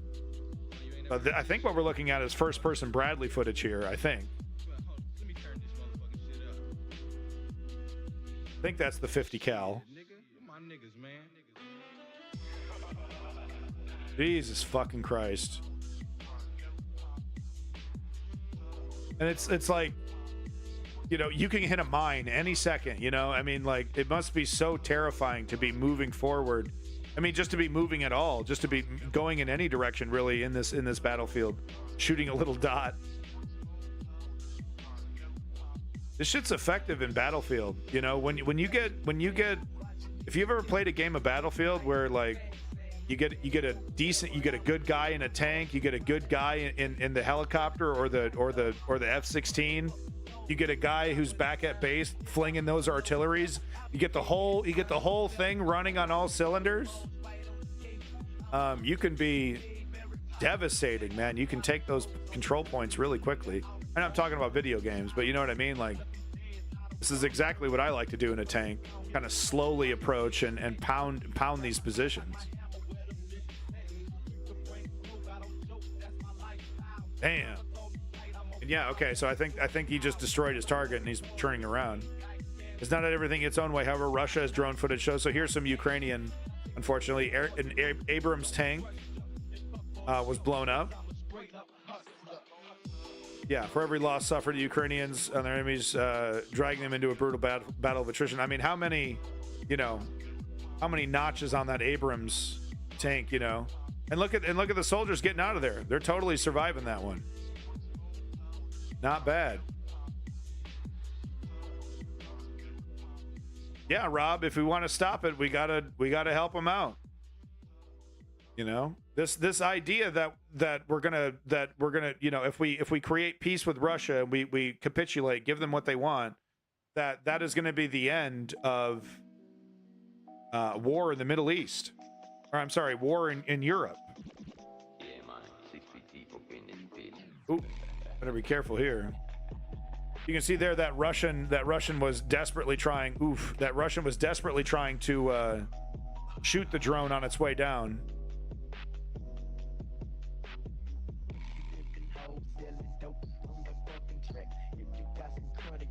Nasty shit. Well, that might have been a Ukrainian. I don't know if we're looking at Ukrainian footage or Russian footage right now.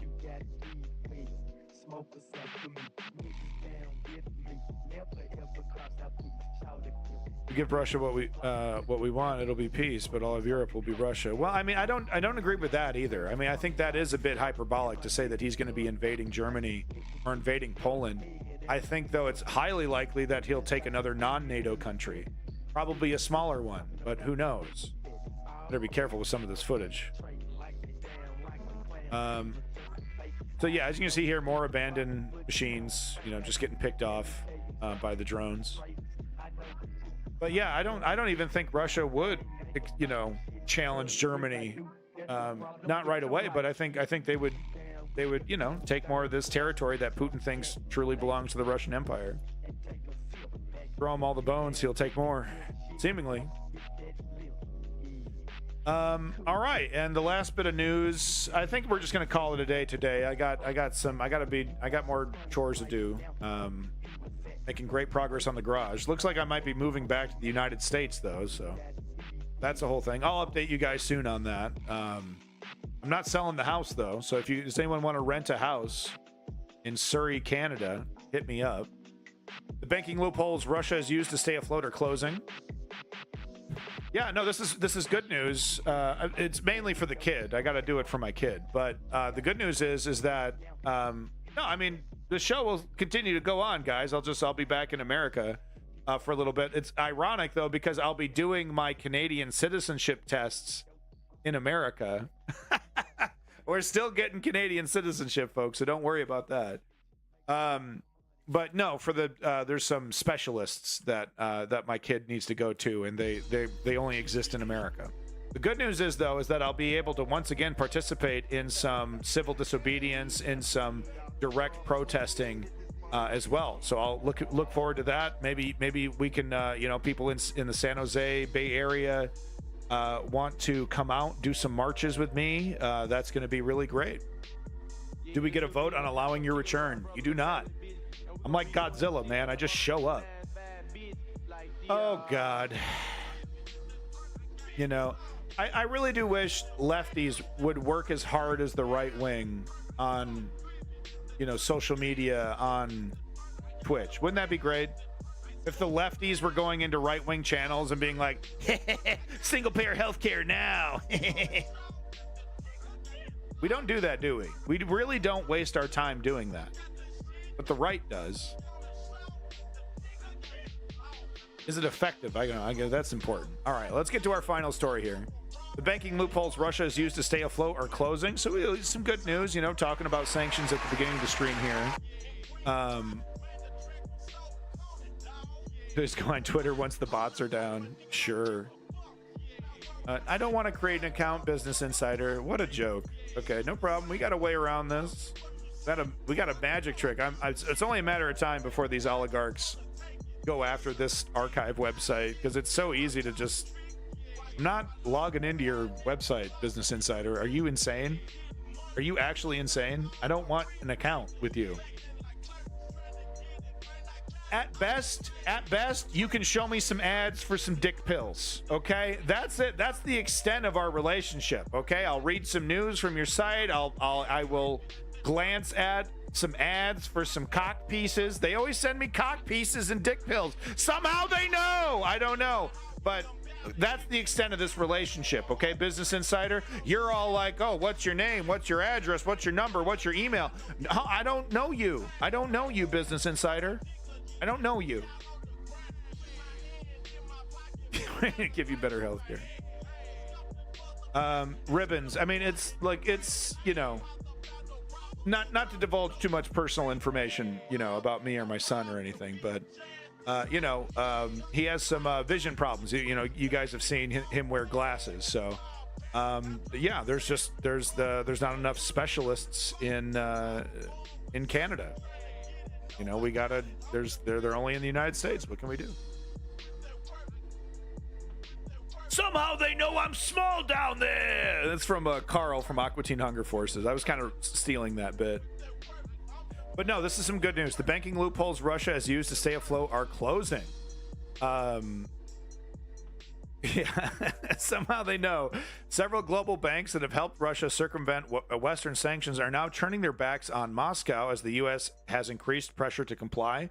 That's good. It's really not enough. And honestly, the Biden administration is not advertising this enough. There's so many things that they really should be like, bully pulpit, blow the dust off that, man. What happened to the bully pulpit? What is wrong with the president getting in front of a camera and talking some shit? It's an American tradition, for God's sakes. Okay. The Wall Street Journal reported financial institutions in the United Arab Emirates, Turkey, and Austria. I always get Austria and Australia mixed up. Austria were shifting away from Russia's businesses in fear that it risks punishment from Washington. So that's great. In December, an executive order granted the U.S. Treasury. I almost bought nachos too. I was going to get in trouble though. In December, an executive order granted the U.S. Treasury broader sanctioning power, enabling it to pursue foreign banks that facilitated transactions with Russia. Okay. It targeted these institutions. If targeted, these institutions could lose access to correspondent U.S. banks, which act as the backbone of global finance. Yeah, it's literally the source of the American empire's power. The dollar. I was drunk and hungry when I made it. Nachos are so good, though, right? I'm an uncomplicated man when it comes to nachos. Beans, cheese, meat. That's all I need. Keep your lettuce. Keep your salad. I didn't order a salad. I ordered something very unhealthy. Drown that bitch too, dude. Drown that bitch. Every chip completely covered. Those are my kind of nachos. Months later, Deputy Treasury Wally Adeyemo said the threat of secondary sanctions was proving fruitful, with a notable decrease in financial flows between Moscow and Middle Eastern banks. All right, little victory, small victory. I'll take it. I'll take it. There we go. I'll take it. Ben and Jerry sucks. Fucking Ben and Jerry over here, Russian apologist, defeatist. They can suck my dick. Flush that shit. You know what they need to do? They need to put some ice cream in their fucking bowls of candy that they sell you. That's what Ben and Jerry's needs to do. That's right. I'm fucking burning you, dude. Get smoked. Get smoked, Ben. Get smoked, Jerry. Get smoked. How about you put some ice cream in those fucking ice cream cups? It's all candy.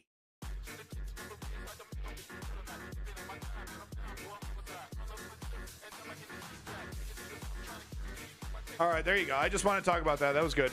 Good news. If you want to see that whole article, it's right here. I'm done reading. Done embarrassing myself.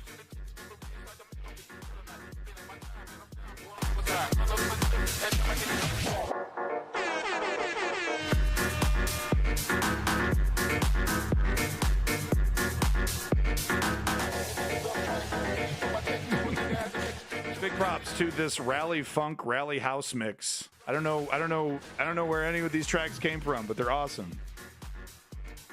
Yeah, Ribbons, it's bad news. Look it up. Ben and Jerry's guy is like I care so much about peace. I care so much about the Palestinians, but fuck the Ukrainians, one of those lefties. I don't get it.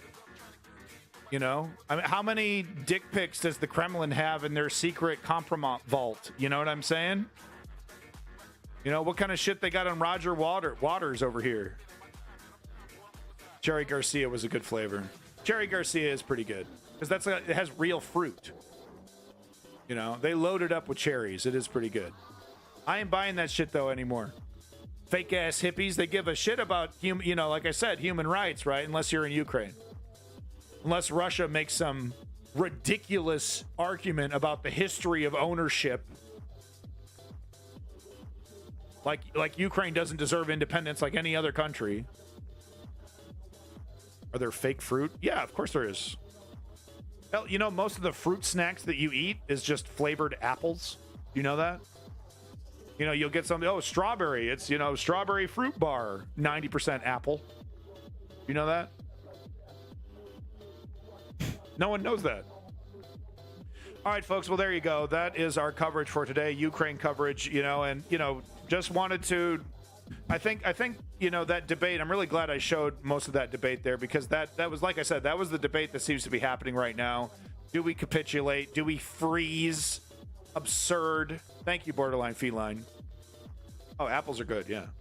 But you know what I mean? So that was the debate with Ukraine. It's like, are they going to, is this over with? Are we negotiating defeat basically? We're just going to call it a freeze, but let's admit what this really is. And there's my phone. Who's calling me? It's my wife. All right, folks, I don't have time to say goodbye. I got to talk to the wife. Peace in that motherfucking Middle East and glory to the Ukrainian democracy. We'll hit you up again tomorrow. Hey, honey, how you doing?